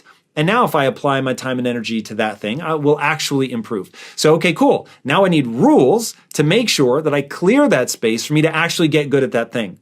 Now, the only catch there is it needs to be something that you're actually excited to get good at, right? Like imagine that world where you're truly world-class at that thing, right? And the only thing that stands between you and being world-class at anything you care about, maybe not the best in the world, but world-class, is time. And so if you like that thing, you're excited by that thing, then you put these rules. And so a simple rule may be, I don't check my phone under any circumstance for any reason before 10 a.m. I don't know what your rule is going to be. It depends on what time you wake up. But for me, I don't take meetings before 10 a.m. The way I say it to myself is I don't let anyone control my time before 10 a.m. I don't take meetings from anybody on the team at Impact Theory. I don't even take meetings with Lisa unless there's something really like high time pressure that needs to be dealt with. How do I focus on accomplishing one thing at a time when I have so much to do in one day? What's the best way to give your attention to what matters while still accomplishing the other things that need to get done?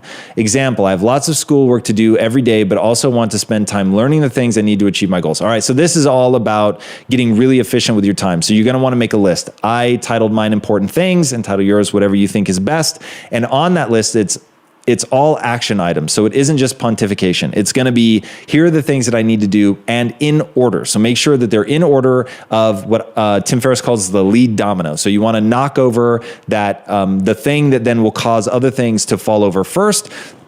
Excuse me. So find that lead domino, make sure that you're doing that first, do the hard things, do the important things, do them in order, and make sure that you're blocking out your time. Make sure you also carve out time to think. So you need both, but at the end of the day, if you're not taking action, nothing matters. So I would keep that list and I would live in that list and I would just constantly be going through that list to make sure that I'm moving the most important things forward first. And then make sure that you're being deadly efficient with your time. So if you audit your time, I think you'd be as horrified as if you audit what you actually eat. And most people don't realize how many weird little calories they slip in here and there, especially if you have kids and you're eating a French fry or two off their plate, you're having some of their macaroni. It's like time is exactly the same. Like how much time did you spend at the water cooler just chatting? How much time did you spend on Reddit? Like all these things end up sucking away a lot of your time and people don't realize how much of their time they lose to that. So getting deadly efficient with your time, I think you'll find that you have plenty of time to do things sequentially. You can't do everything you want at the same time, but you can certainly do them sequentially if you're really efficient with your time. I like Jordan Peterson's idea of tell the truth or at least try not to lie. Sometimes there can be a truth that we leave unsaid because this is a momentary interaction where I would say kindness is the higher value than pointing out every flaw that we see or every bit of obnoxious behavior, because at some point it just spirals into madness to point out every misstep that somebody is doing. And so when I look at somebody that is being obnoxious, being rude, my goal is to shift their energy.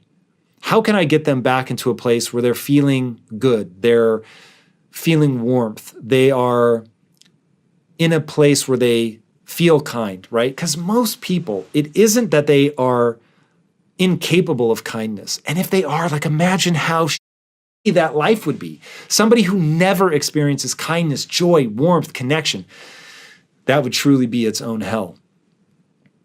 So I'm not going to worry about pointing out every obnoxious thing that they're doing. And I would play a game with myself of how much joy can I spread? And in some ways, you are leaving a truth unsaid, which is that they're being unkind or obnoxious or whatever. But by trying to spread kindness, you're not lying. And especially if you share that value with me of wanting to just put as much good vibes into the world you can. And look, I'm not perfect. And there is no doubt that sometimes people are just like, God damn, like I just don't want anything to do with it. But that doesn't feel like me at my best. Me at my best feels like, all right, cool. Can we switch this energy around? Can we get them to soften, to feel that human warmth and a bit of connection? And can I I mean, with a smile, you will be shocked how much you can change somebody's demeanor. So that's how I would flip it. I would just see how much joy can I spread even when people are being problematic to me. Now, that doesn't mean that I let people abuse me or anything like that. I don't. I imagine you guys can get a pretty good guess about what I'm like. I don't let people walk over me or be a dick to me or whatever, but I find it far more interesting to try to change somebody's energy than to get them to go, yeah, I am being a dick. That's just not interesting to me, trying to get them to sort of confess that they're the problem. I'd much rather hold myself accountable to like, how much sort of emotional jujitsu can I do here? I think it is very instructive for people to ask the question, who's living my ideal life? And that doesn't mean who's making the most money. It means what person's life do you want to live? The real day-to-day grind of it. And when you identify what your dream job is, now we need to go about figuring out how we get that job. And so very quickly, a question about managing our ADHD and figuring out how to stay focused actually becomes a question of how do we get good at finding the right job? And so if you think about orchestrating your life, and most people live by the law of accident. I want to repeat that. Most people live by the law of accident. Don't let that be you, right? You bump into somebody. They know there's a job offering, or it's closer to where you live, or it's, easier for you with the kids, whatever. And so you bump into these things. It's like, oh yeah, cool. Oh, I'll make that little thing. And instead of designing your life, you end up just responding to sort of little bumps along the road that end up leading you down a path that was never a conscious choice. You want to sit down and map out, okay, we know that we need a job that meets certain criteria. And one piece of that criteria is that it allows you to be very physical and get that energy out. Okay, so take control of your lives. I cannot stress that one enough. Journaling is hugely important. Recognizing where you thrive, where you don't thrive, what are deal breakers. So it sounds like 8 hours behind a desk is a deal breaker for you. So map out those things, take very strict control of your life, and remember, this may be one of the things that has led me to have a career, a life that has certainly led to a tremendous amount of joy in my life and looks like from the outside impossible to obtain. I am an unreasonable person, and I set aside all of my lacking elements, all of my, that's a weird way to say inadequacies. I set aside all the things that I'm not good at because I know it's all a process. I can get good at anything that I point myself at, right? The only belief that matters, if I put time and attention to getting good at this thing, I actually will get good at this thing. So I just set all of that aside. Okay, cool, yeah, whatever. I'm not yet good enough to have the life that I want, my ideal life, but I'm going to get good enough.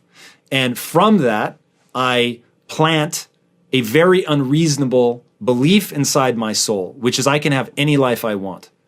And now I just need to write out exactly what that is. I've handcrafted the life that I desire. And I know the realities of who I am and what needs to be true in order for me to move well through the world, right? As somebody who was diagnosed with ADHD as a kid, I fully get it. And so I have tailored my life to that. Momentum is everything to me because I've got to always be moving. I've got to always feel like I can have tomorrow be wildly different than today. But I take responsibility for the fact that I have to build that. And it's not going to happen by accident. The life I would be leading if I led my life by accident would be radically different. It would not be tailored to the things that I want. So don't be afraid to want. Don't be afraid to spend an inordinate amount of time thinking about what you really want. And then don't be afraid to be unreasonable in accepting nothing less. I get it. I get that humans do dumb things. I get that humans can be hurtful. I'm not interested, though, in what my partner did wrong. I'm only interested in what I can do next time to avoid the same mistakes without diminishing the beauty that is a relationship. Now, I have a fundamental belief that the single greatest joy that anybody can have in their life is to share a life with somebody that they love and who loves them, that they trust and who trusts them. So I'm not going to give up on that belief because it went wrong 1 time, 2 times, 3 times, whatever. I'm looking at what I can control to make sure that I don't end up back in that situation. What I really, really enjoy, in fact, I ask this of everybody, not everybody, I've asked this many, many, many times of people coming into the company. There are 2 choices before you. Choice number 1, you help, let's say 5 people, and they all know who you are. They would credit you with transforming their life. At your funeral, they would say, this man is the woman, is the reason that I have been successful. Plain and simple. I owe everything to them. They're crying. And it's like, you touch their lives, you touch their families' lives. Or would you rather affect 5 million people and none of them know who you are? Now, for me, it's not even a tough choice. I would rather affect the 5 million people and they have absolutely no idea who I am. At scale is all I care about. That's it. I am obsessed with doing things at scale. I've actually never taken the time to reflect on why I like that so much, but scale is what matters to me. Really helping a lot of people. That is the thing that I'm really driven by. I'm convinced that while virtually everyone you're ever going to meet, they will tell you that they want to do something great with their life. They'll tell you that they've got big dreams, they've got plans, and they're going to make it happen. But they can't take criticism. They're not willing to look at what they're doing wrong. They're not willing to admit that everything is their fault, but it's just a frame of reference. And if they would change that frame of reference, it would change everything. And as Tim Grover said, the only difference between feedback and criticism is how you hear it. Understanding the brain, understanding how we process data, understanding the way that ideas get into your mind and cause a chain reaction of emotions. If you can't figure that out and rise above it and not become a victim of your emotions, not become a victim to people saying something that knock you off your confidence, that make you feel insecure, that actually cripple your ability to perform because of how you have decided to hear something. And that moment of awakening, that breakthrough, that is the realization that you decide what to focus on. You decide what to hear and what to take away from something. Somebody can assail you, they can attack you, they can victimize you. But it's a choice as to whether or not you play the victim. As Winston Churchill said, criticism may not be agreeable, but it's necessary. It fulfills the same function as pain in the human body. It calls attention to an unhealthy state of things. In the pursuit of greatness, people are still trying to avoid pain. If you really want to do something, if you really want to become somebody, then you've got to run headlong into pain. You've got to be looking for those things that make you suffer. You've got to seek out the pain. You've got to seek out the things that make you uncomfortable. You've got to want to hit that difficulty because it is in those moments, it is in that bit of suffering, it is in seeing what you are not good at that is going to allow you to become great. And if you have to let it fill you with rage, to really stand in anguish in order to force yourself to move, then stand in it. Do whatever you need to do in order to reach your goals. And if that's the motivation that you need, then embrace it and chase it.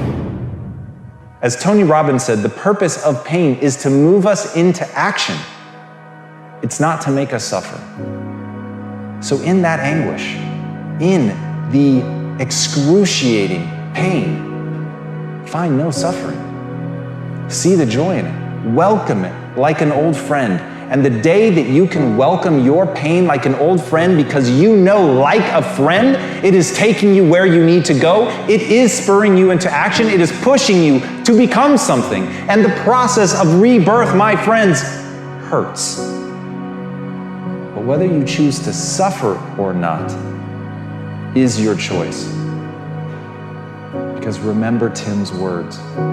The only difference between feedback and criticism is how you hear it. The only difference between pain and suffering is how you frame it. So it's your choice. It's up to you how you're going to move forward. But never, for 1 second, forget that it's a choice. How do you deal with pain? Do you reward yourself each day? Do you seek instant gratification, or do you wait until you receive the pleasure you actually want, like achieving your long-term goals?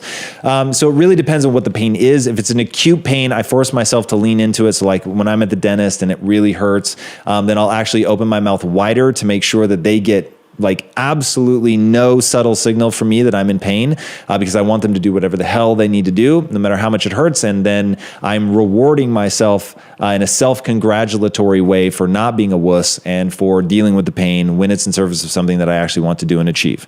When it's a longer term, like slower pain, like just being ultra disciplined, not eating the things that I want to eat, oftentimes I'll focus on the results to keep myself really excited about what I'm doing. So with diet, living forever, optimizing my cognition, looking good naked, I'll stop and think about those things and think about having a discipline that other people don't have. And that gets me excited. I'll also reframe it. So if I'm really dieting hard, I know that I'm going to be hungry for hours and hours and hours on end, days and weeks stacking up. I will welcome the hunger like an old friend. And I will literally say in my head, welcome hunger, my old friend. I'm so glad that you're here, because it means that I'm metabolizing fat. So I do things like that to really get my head in the right place, so that I'm looking at something as positive. I'm looking at what it's bringing me. I'm focused on my goals. I know what I want.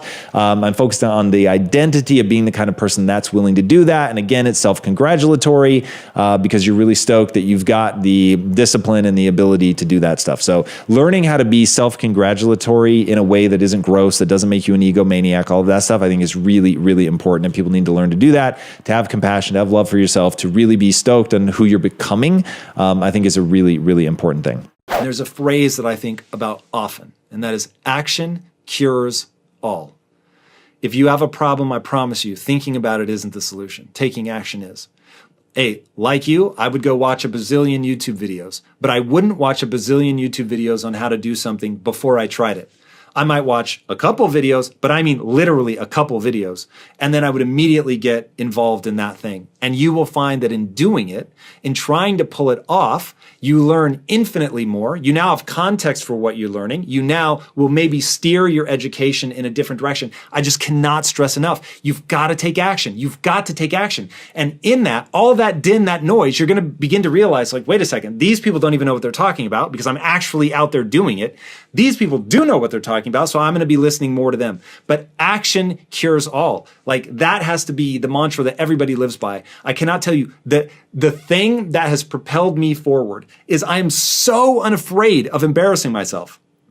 I know that when I get started on something, I'm going to look stupid. And my willingness to look stupid and not try to pose or look cool, to go out there, get kicked in the face, embarrass myself, recollect myself, and move forward. That's how I keep winning. And irony of ironies is, if you recognize that you should never judge yourself through the lens of a moment, you should only judge yourself through the lens of a lifetime, or more practically, 3-year movements, 10-year movements. When you start thinking like that, then it's like, I laugh, because all the people making fun of me, on a long enough timeline, I will beat them all. And I really believe that, going back to me being a very unreasonable person. I know that I will win.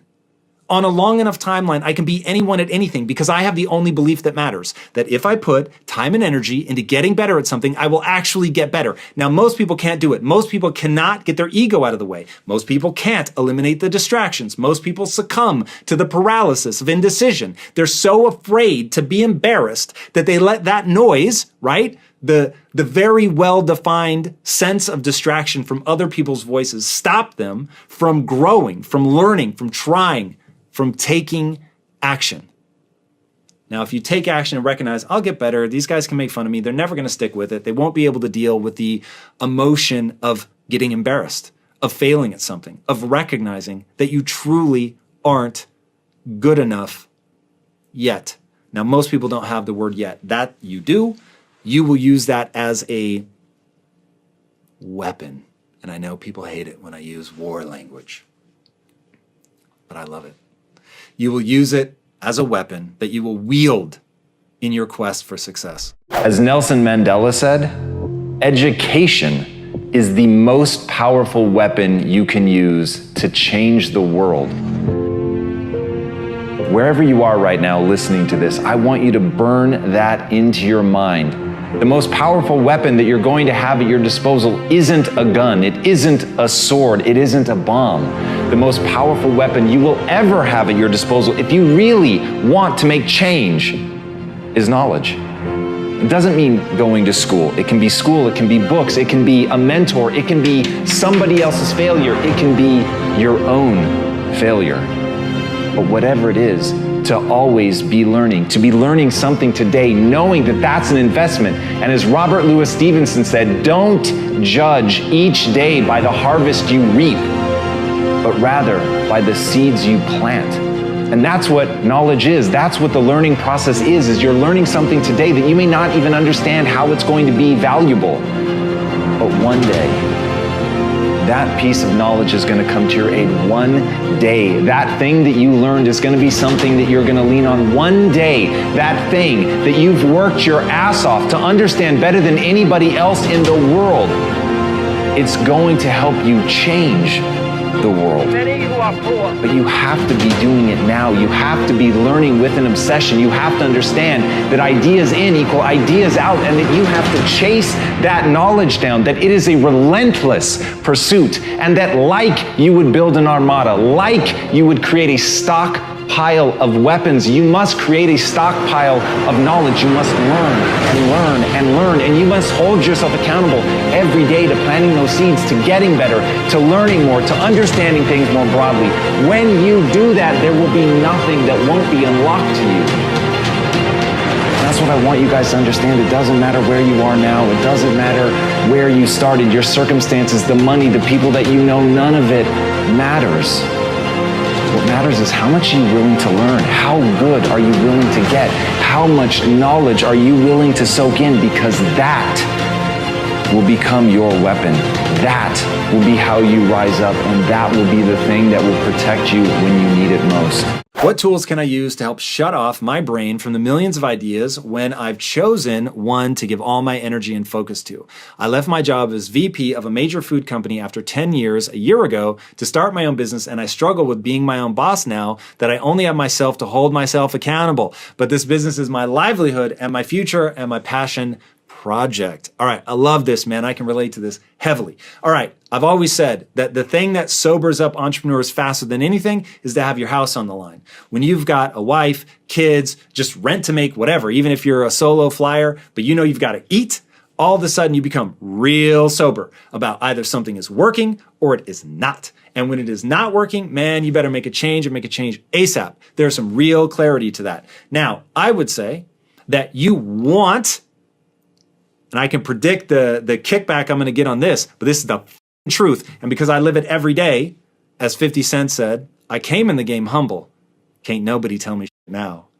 You want to tie your identity to your success. It's dangerous because, oh my God, if you end up failing, you're going to have to backtrack real fast and get your identity back out of that. But we're going to save that for another class. For now, I'm going to tell you, hey, the fact that it's all riding on the line, the fact that you said you were going to do this, and now, baby, it's put up or shut up. Let that ride on you. Now, be very careful. Don't let it create so much pressure that you become paralyzed, because that does not serve you. We do and believe that which moves us towards our goals. So we want the pressure, but not so much that it causes us to crack, not so much that it slows us down or, puts us in this death spiral, right? You never allow yourself to say the words, I'm out of moves. You're never out of moves. You're never out of options, right? There is always something else that you can do. Number one rule of being an entrepreneur, avoid a mortality event. The name of the game is to stay in business long enough to figure it out. It is very okay to not know what you're doing right now. It is very much not okay to stand still. The only wrong move in life ever is standing still. Indecision will kill you. Mistakes will not. Now we can get into the idea of dent the car, don't total the car, because of course, yes, you could make a fatal mistake. But those are usually pretty easy to spot. If you ask yourself, hey, if this fails, do I go out of business? If the answer is yes, don't even attempt it. Move on to something where the answer is no. Far better to take incremental steps towards your goal, to stay in the game long enough to figure out exactly what direction you want to be taking those steps in, than to do one sort of big, put it all on the roulette wheel and bet it all on black, okay? That we do not want to do. Stay in the game, tie your identity to that success, be all in. While I don't encourage people to burn the ships of the shore, I actually encourage people, keep your day job. You've already burned your ships of the shore. So you need to be honest that behind you is the flaming wreckage of your previous life. Now, probably good to hold a little nugget in your head reminding you that you can always get back to that because you have the skills and skills have utility. But for now, we're going to close the door on that. That's going to be the break glass in case of emergency sort of notion. For now, we want to make sure that since we left our previous job, it's do or die. So let's do. Now, personally, I respond well to that. I love that. I love having things right on it. But I'm very careful not to let that overwhelm me. So the whole notion of overwhelm is outside the scope of this question, but I think you're in a powerful position. But you have to embrace the do or die mentality. So get in there, get after it. As Friedrich Nietzsche said, many are stubborn in pursuit of the path they have chosen, few in pursuit of the goal. And that's one of the things that really trips people up. At the end of the day, a path is an option. It's one of the ways forward, but it's the thing that you're doing right now today. So people get really focused on that. They make their happiness built around that. They think about that as the thing. But as the old saying goes, don't confuse the finger with the moon that it's pointing at. That's where you've got to be really careful. At the end of the day, the goal is the thing that you're trying to achieve. The goal is what you're trying to get. The path is irrelevant. The path is really your best guess. It's the thing you think is going to work. But if you become myopically focused on that, if you think that the path really is the end thing, if you think the finger actually is the moon, then you miss the objective to which you're fighting for. Then you're not going to have the energy to keep pushing when things get really hard because you're going to have mistaken the way of getting there with the destination itself. And I think that people a lot of times throw hate on having a destination, on building towards some big goal, of having some grand thing that they're chasing. But as Einstein said, if you want to live a happy life, tie it to a goal, not to people, not to things. And the reason that he said that, people and things, they change. You've got no control over them. At the end of the day, the only thing that you really control is yourself. At the end of the day, the only thing that you can hope for is to be going after something that has meaning, something that has purpose, something that really gives you a reason for being, that directs your actions, that becomes the filter by which you judge everything, that really becomes the center, the gravitational center of your own universe. But it's the goal, not the path. So what is it that you really want? You have to identify that. To me, everything in life starts with a goal and then work your way backwards. Don't allow yourself to get caught up in other people and putting your happiness in somebody else and finding purpose in something else and trying to obtain things. Have it be something that you're trying to accomplish. Have it be something that you're trying to become. Once you're on the path to becoming, then you can find real happiness. What steps did you take to separate business growth from personal growth? I often find myself confused on which one to grow, but I do know that if you don't grow, your business won't grow either. Any tips? So for me, they're inextricably connected.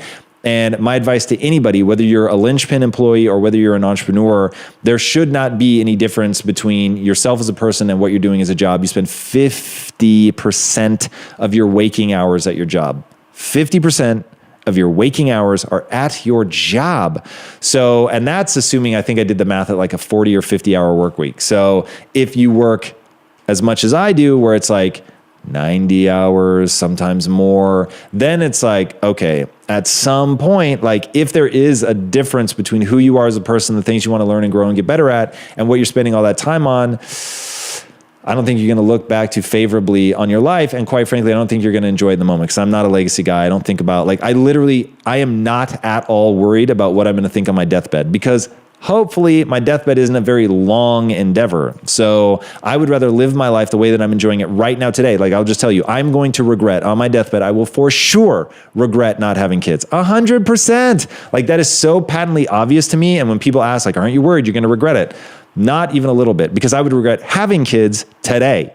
And today, hopefully, is a lot longer because you got a whole lot of todays than your deathbed. So to me, optimize for what makes you feel the most alive every day in the struggle, because the struggle is guaranteed.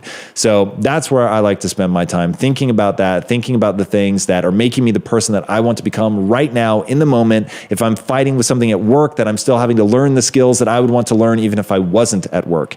And so, yeah, that's it. And I think that you can find that whether you're a linchpin employee or whether you're an entrepreneur. You just have to select the company that you work for or the company that you create very, very, very carefully. As Michelangelo said, if people knew how hard I worked to achieve my mastery, it wouldn't seem so wonderful after all.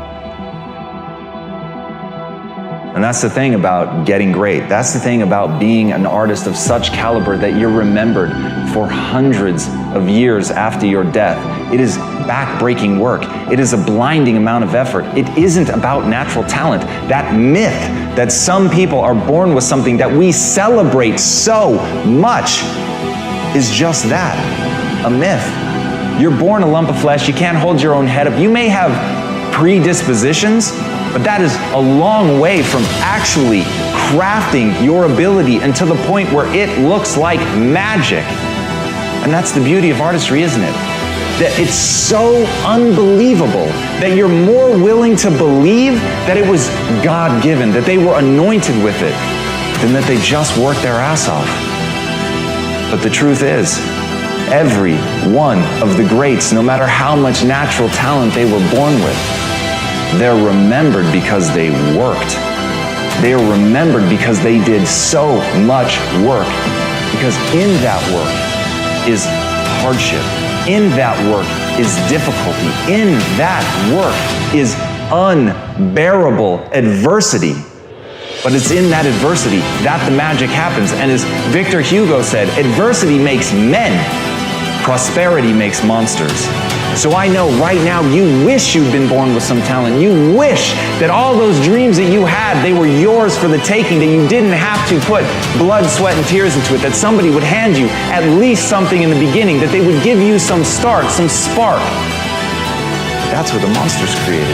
If you really want to get hard, if you really want to get tough, if you want to get great, if you want to be untouchable because no one can bend or break your vision of yourself, then you have to suffer. That's the way of the world. And as Florence Nightingale said, I attribute my success to this: I never gave or took any excuse. And that's the secret. At the end of the day, if you know what you want, it's only a question of whether you're willing to pay the price to get there. So ask yourself, are you willing to pay the price? If you almost play a game with yourself and say, I want to see if I can change the energy of somebody who's being difficult. I want to see if I can stay compassionate, generous, kind, warm through all of this. Don't get me wrong. Sometimes it's really hard, especially if it's your kids or your parents or your spouse. Like, it can be hard. I get it. But as we try to be our best selves and present ourselves in a way that's going to get us what we want, which is a harmonious relationship, which is the ending of the difficulty. By looking at what we could do to change that situation, you will be shocked at how far that goes. Figuring out how to point out the scaffolding of a conversation is huge. Breaking things down into small pieces, being generous in articulating their stance, recognizing a collision of values and knowing, hey, if we can't agree on where we're trying to end up, if we can't agree on what the value is, this is going to be a fruitless conversation. And the sooner you recognize that's where you're at and that you need to actually talk about the value or just go your separate ways, the healthier all of your relationships are going to be. And then just lead with kindness and recognize that people that think differently, that's important. And we shouldn't want everybody to see the world exactly the way that we see it. And if we can come at things from that perspective of trying to understand before we try to be understood, woo-wee, you're going to find that a lot of that difficulty just goes by the wayside. And that's how I deal with difficult people. As Helen Keller said, optimism is the faith that leads to achievement. Nothing can be done without hope and confidence. And that's the trick. It really is faith. It really is doing something even though you have nothing in the world telling you that it's real. It's something that you have to choose to believe in. It's something that is going to allow you to do incredible things simply because you believe that you can do them. But if you don't start with that optimistic belief, if you don't start by burning into yourself, by reinforcing over and over and over in your mind that things can and will work out, that your efforts are going to be rewarded, to believe to the core of your being that the harder you work, the more you're going to learn. The more you learn, the more you'll be able to do. The more you'll be able to do, the more you'll be able to manifest your dreams. But you have to start with that faith that that's real. Because it would be just as easy to look at the world and say that pessimism is the only thing that makes sense. It would be just as easy to look into the world and see only the negative things. But once you understand that you can choose to have faith that things are going to work, that you can believe in something long before you have the evidence for it, and you can believe in it because you know that's how the mind works, that we lead with belief. That's where humans generate their power. They don't generate it from seeing some evidence of something in the world. We generate our power by first believing that our efforts will be rewarded. You have to put that at the center of your being. And as Wayne Dyer said, be miserable or motivate yourself. Whatever has to be done is always your choice. So if you want to do something, recognize there's no obstacle holding you back other than what you choose to believe. And if you want to be miserable, it's going to be there for you. And if you want to be empowered, it's there for you. If you want strength, it is there for you. It's a decision. It's something that you decide to believe in, that you can get strong. And that ultimately is the ultimate strength, to believe that you can get better, to believe that you can become whatever you want to become. So choose optimism right now. Choose to let it fill you. Choose to feel it, to sit in that sensation that anything you set your mind to is possible. When you allow yourself to embody that, to believe it, no matter what anybody tells you, no matter how many people tell you that you're stupid, you're a failure, that you're never going to do anything, that you are going to believe in yourself. If you can do that, if you can choose that optimism, you can go anywhere because you realize everything you needed was in you all along. It was simply choosing to believe you could execute against it. So have that faith. Go out and do it. Working from home offers quite a bit of distractions. One I didn't think I'd face is bored eating during the workday. Where do you think bored eating stems from? How do you curb this habit? All right, bored eating is all about dopamine. So what happens is you start doing a task. That task is difficult. It has a high cognitive load, okay? And when you think about the brain is about 3 pounds, and yet it consumes about 20% of your calories. So it is a tiny percentage of your overall body weight, and yet calorically it is wildly demanding. So thinking actually is hard. And so when you get into something and you're thinking about it and you hit that sort of either it's boring, it's difficult, it's forcing you to face your inadequacies, whatever. It's the antithesis of the dopamine reward that you would get if you just pick up your phone, or God willing, that you can go eat something. And eating is one, especially if you're wired like me, eating is one of the biggest dopamine rewards that you're going to get. It is truly a drug-like effect. If that's you, then you need to put in parameters around your eating. You need to remember that you have a goal, you're working towards something, and this is critically important to understand. Going back to construct your life, you should be pursuing a goal that matters to you. Okay, your goal should be exciting and honorable. Okay, exciting in that you're amped up about it. Even failing at that thing is fun. And I think that's one of the most important questions anybody could ask themselves. What could I do and love even if I were failing? Now, you're always going to prefer winning at something that you love over losing at something that you love, but there really are things in your life that are interesting enough to you. It doesn't have to be some deep passion, but they're interesting enough to you that as you pursue them, they give you more energy than they take. Now, that doesn't mean that you don't have overhead in your life. We all have it. It's a great concept from Jeff Bezos that no matter how much you love your job, there's always going to be overhead. There's going to be some percentage of your job that you don't like. I never need to work again, and yet I'm running a company where 30% of my time, a full 30% of my time is shit I hate. I don't just dislike, I actively hate doing it. 30% of my time is stuff that's fine, it's important, it needs to be done, not necessarily thrilling. And then only 40% is stuff that I'm ecstatic about. But I'm so excited by what we're trying to build, and I'm so sustained by the 70% that's either fine, important, but needs to be done, maybe not the most thrilling, but fine, and the 40% that I absolutely love, that I'm more than happy to slay the dragons of the 30% of things that I hate and for whatever reason I'm unable to outsource to somebody else. So I've got this exciting goal. It's honorable. I'm trying to help other people is what I mean by that. So it doesn't just serve me, it serves others, which is a huge dopamine reward for a social animal. Okay, that's critically important. So when I have that impulse to stop doing the hard thing and to go get something to eat, and I have even found myself getting up out of my seat, I'm literally 3 steps towards the kitchen. I'm like, what am I doing?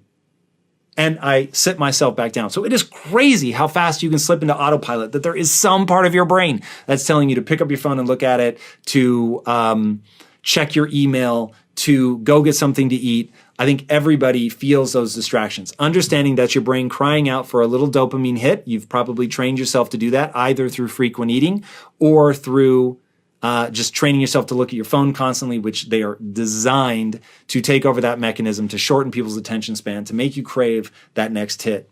And so we're living in this crazy world of digital distraction where we're trained to have this shorter and shorter attention span to crave that dopamine more and more.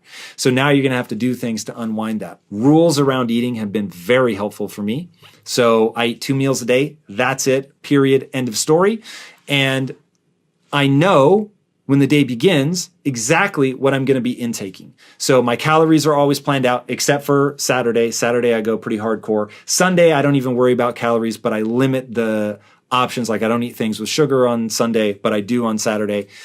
So having rules that are extraordinarily strict. In fact, here's a great name for you guys to remember around strict rules.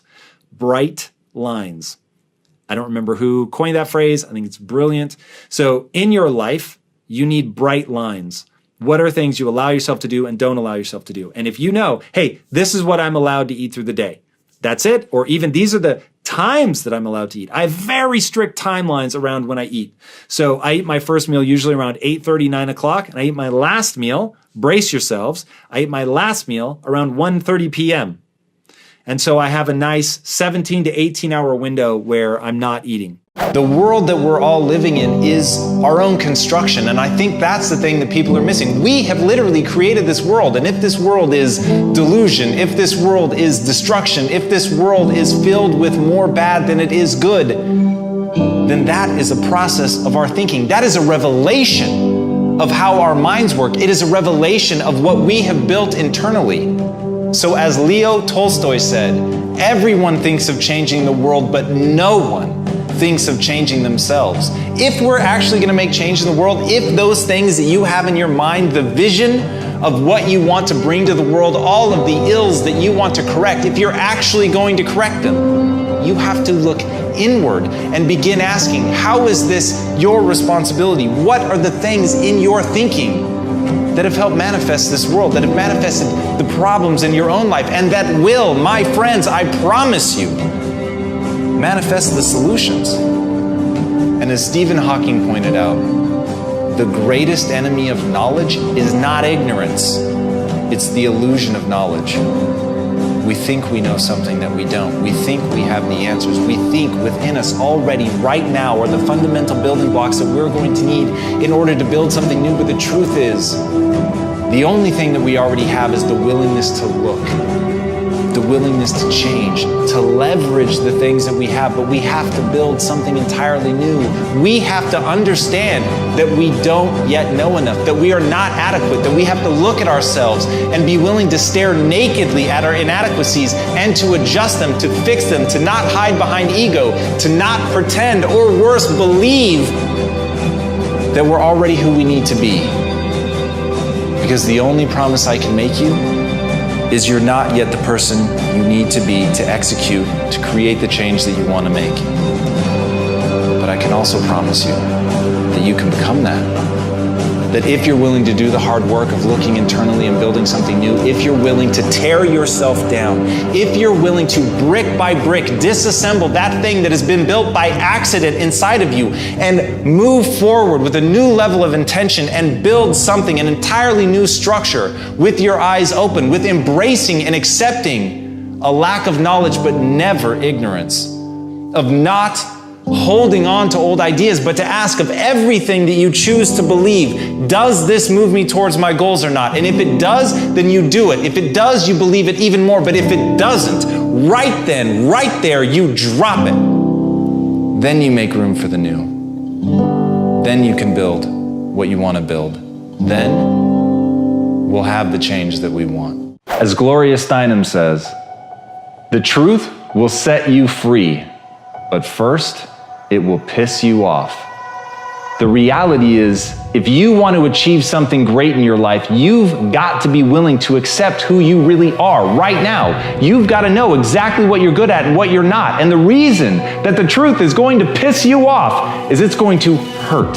It's going to hurt to acknowledge that you're not yet who you want to be. It's going to hurt to know that you're not yet capable of the things that you want to be capable of. And it's really going to hurt to know that the things that people say behind your back, the things that they say to hurt you, that they're actually true, that they're right. They have a point. You aren't good at that thing. You aren't as good as you could be. You did embarrass yourself. You have fallen down. All of those things are almost certainly true. But when you can look at those things, when you can stare nakedly at your inadequacies, when you can really stop and not protect yourself with ego, but protect yourself by knowing that you're going to learn from where you failed. You're going to learn from the places you've fallen down. You're going to learn your inadequacies so that you can build something new, so that you can move from that place into a place of purpose, into a place of skill set where you can dominate the field because you've built those skills. But if you don't first acknowledge that you need to build them, you can never begin the process in earnest. And as Michio Kaku says, all great ideas come from a picture. You've got to know what you want. You've got to know what that thing is that you're building towards. You've got to know exactly who you're trying to become. And once you have that crystal clear vision of who you want to be, it is far easier to acknowledge who you really are. So you've got to start with that picture. You've got to accept the reality, pain and all. You've got to have that picture. You've got to know where you're going. You've got to know what the skills are that you need to build in order to get there. And once you do that, once you have that picture, and that picture is your obsession, it's the thing that you think about, you dream about, you put it up on your wall, you tattoo it in your mind, you know exactly who you're trying to become. If you do that, if you're honest with yourself about where you are, and you know exactly where you want to go, you can go anywhere. You have to fight to reach your dream. You have to sacrifice and work hard for it. That's coming from the man who has come to define natural talent. But that's what other people put on him. People want to see somebody who's just naturally talented. It's God-given. They were graced. They were blessed with something at birth. But what does he say when he's asked about what it took to become the person that he is? It took hard work.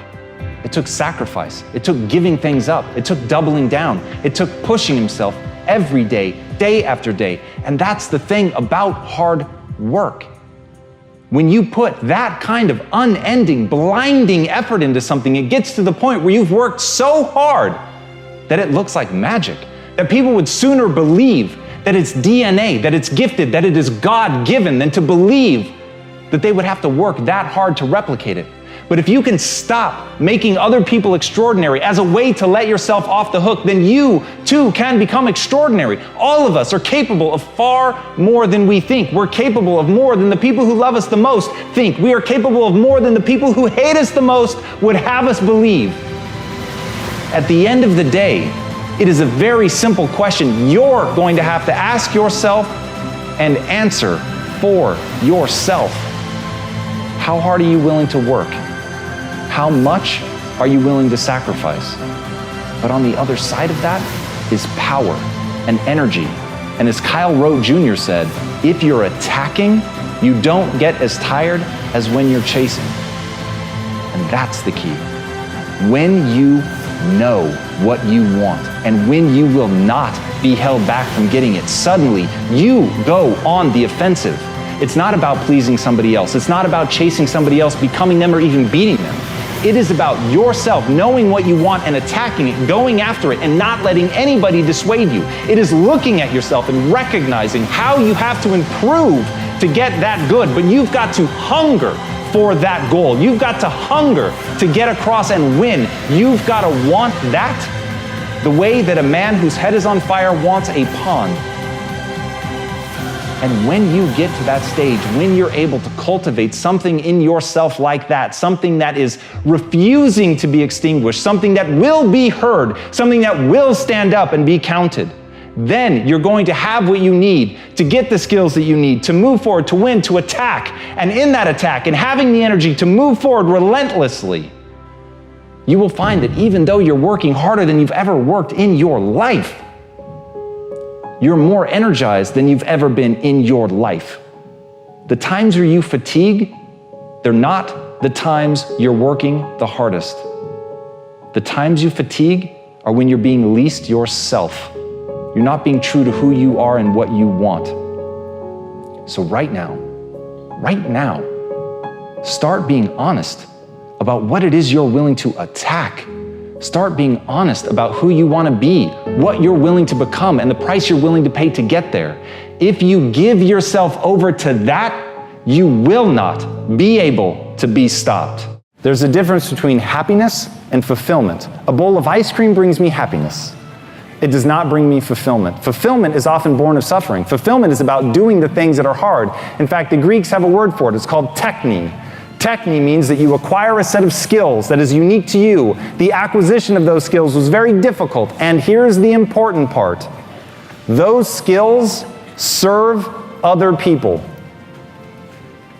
To me, I believe that the very reason that we're all here is to see how many skills we can acquire that have utility and then put that utility to the test in service of others. That's going to be the thing that lights you on fire. That you're busting your ass. You're really getting good at something. You are taking action. You're moving forward. You're doing the things you need to learn and trigger that adaptation response that humans have. You're putting yourself under the stress. You've identified a goal. You're working your way backwards to where you are today. And that's the key. Building yourself begins with intention, clarity. You have to know who you want to become. You can't just show up in the gym of the mind and do random stuff any more than you can show up in the gym of the body and do random stuff and think that you're going to end up on the stage competing for Mr. Olympia. It doesn't work like that. You've got to have this clarity of focus. And the way that I always explain it to people come to me all the time and they're like, Tom, I want to help people, man. And I'm like, that is rad. That's coming from such a beautiful place. But telling me that you want to help somebody is like saying you want to win a gold medal. In what? The Olympics? Yes, fantastic. Summer or winter? Summer, great. Tennis or swimming? Swimming? Which event? Backstroke? The medley? Because until you know exactly in what way you are trying to serve people, you don't know what skills you need to acquire in order to leave people in awe so that you may become extraordinary. Skills have utility. Learning how to swim better makes you a faster swimmer. Building certain muscles in your arms and in your shoulders, all of the different things that go into getting great at any sport, all of those things must be learned with calculation. They must be practiced and rehearsed over and over and over. You have to push yourself long past the point of boredom. Boredom kills more people in the pursuit of success than any hater will ever kill. Boredom is the great killer of dreams. Boredom. Because people don't have the focus, they don't have the clarity of what they're trying to achieve. They have not built into their life an intoxication for what they're trying to accomplish. First of all, each and every one of you needs to avoid what Kevin Kelly calls premature optimization. Then you need to go out and experience a whole lot of stuff. Now, premature optimization is where somebody thinks off the jump, oh, this thing, I'm kind of interested in that. I'm gonna optimize my life for that thing.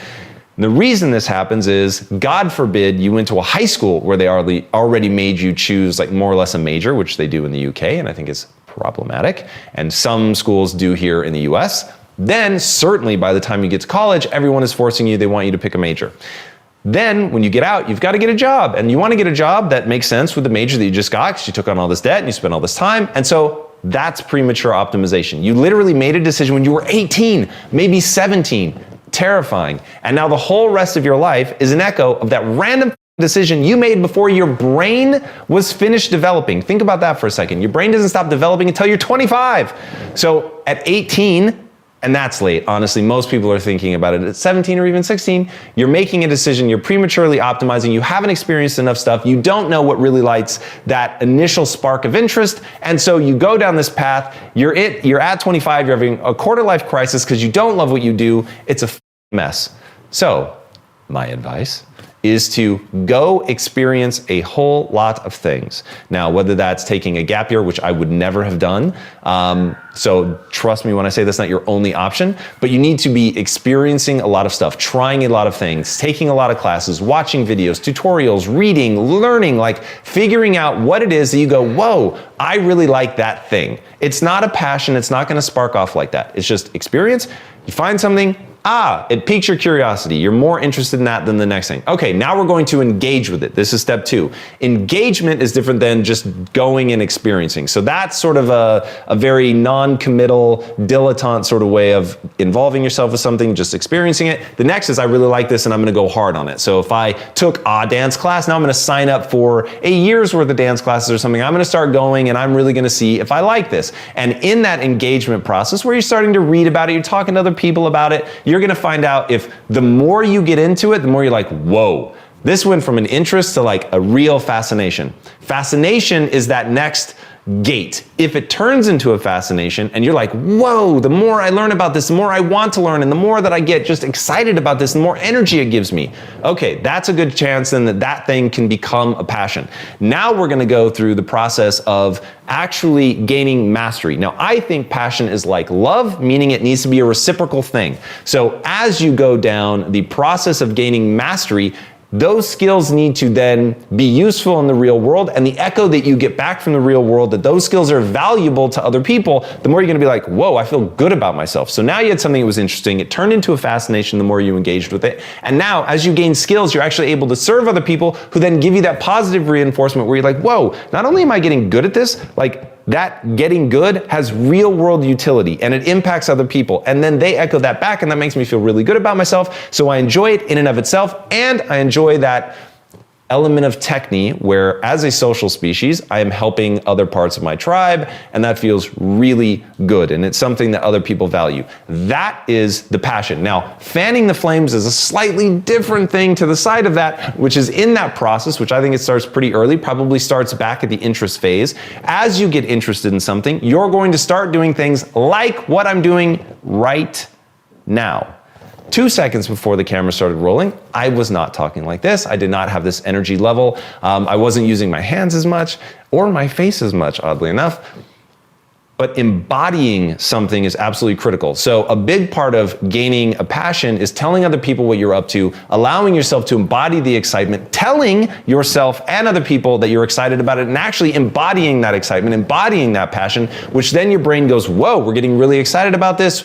You know, our volume is getting higher, we're getting more energetic, we're moving more.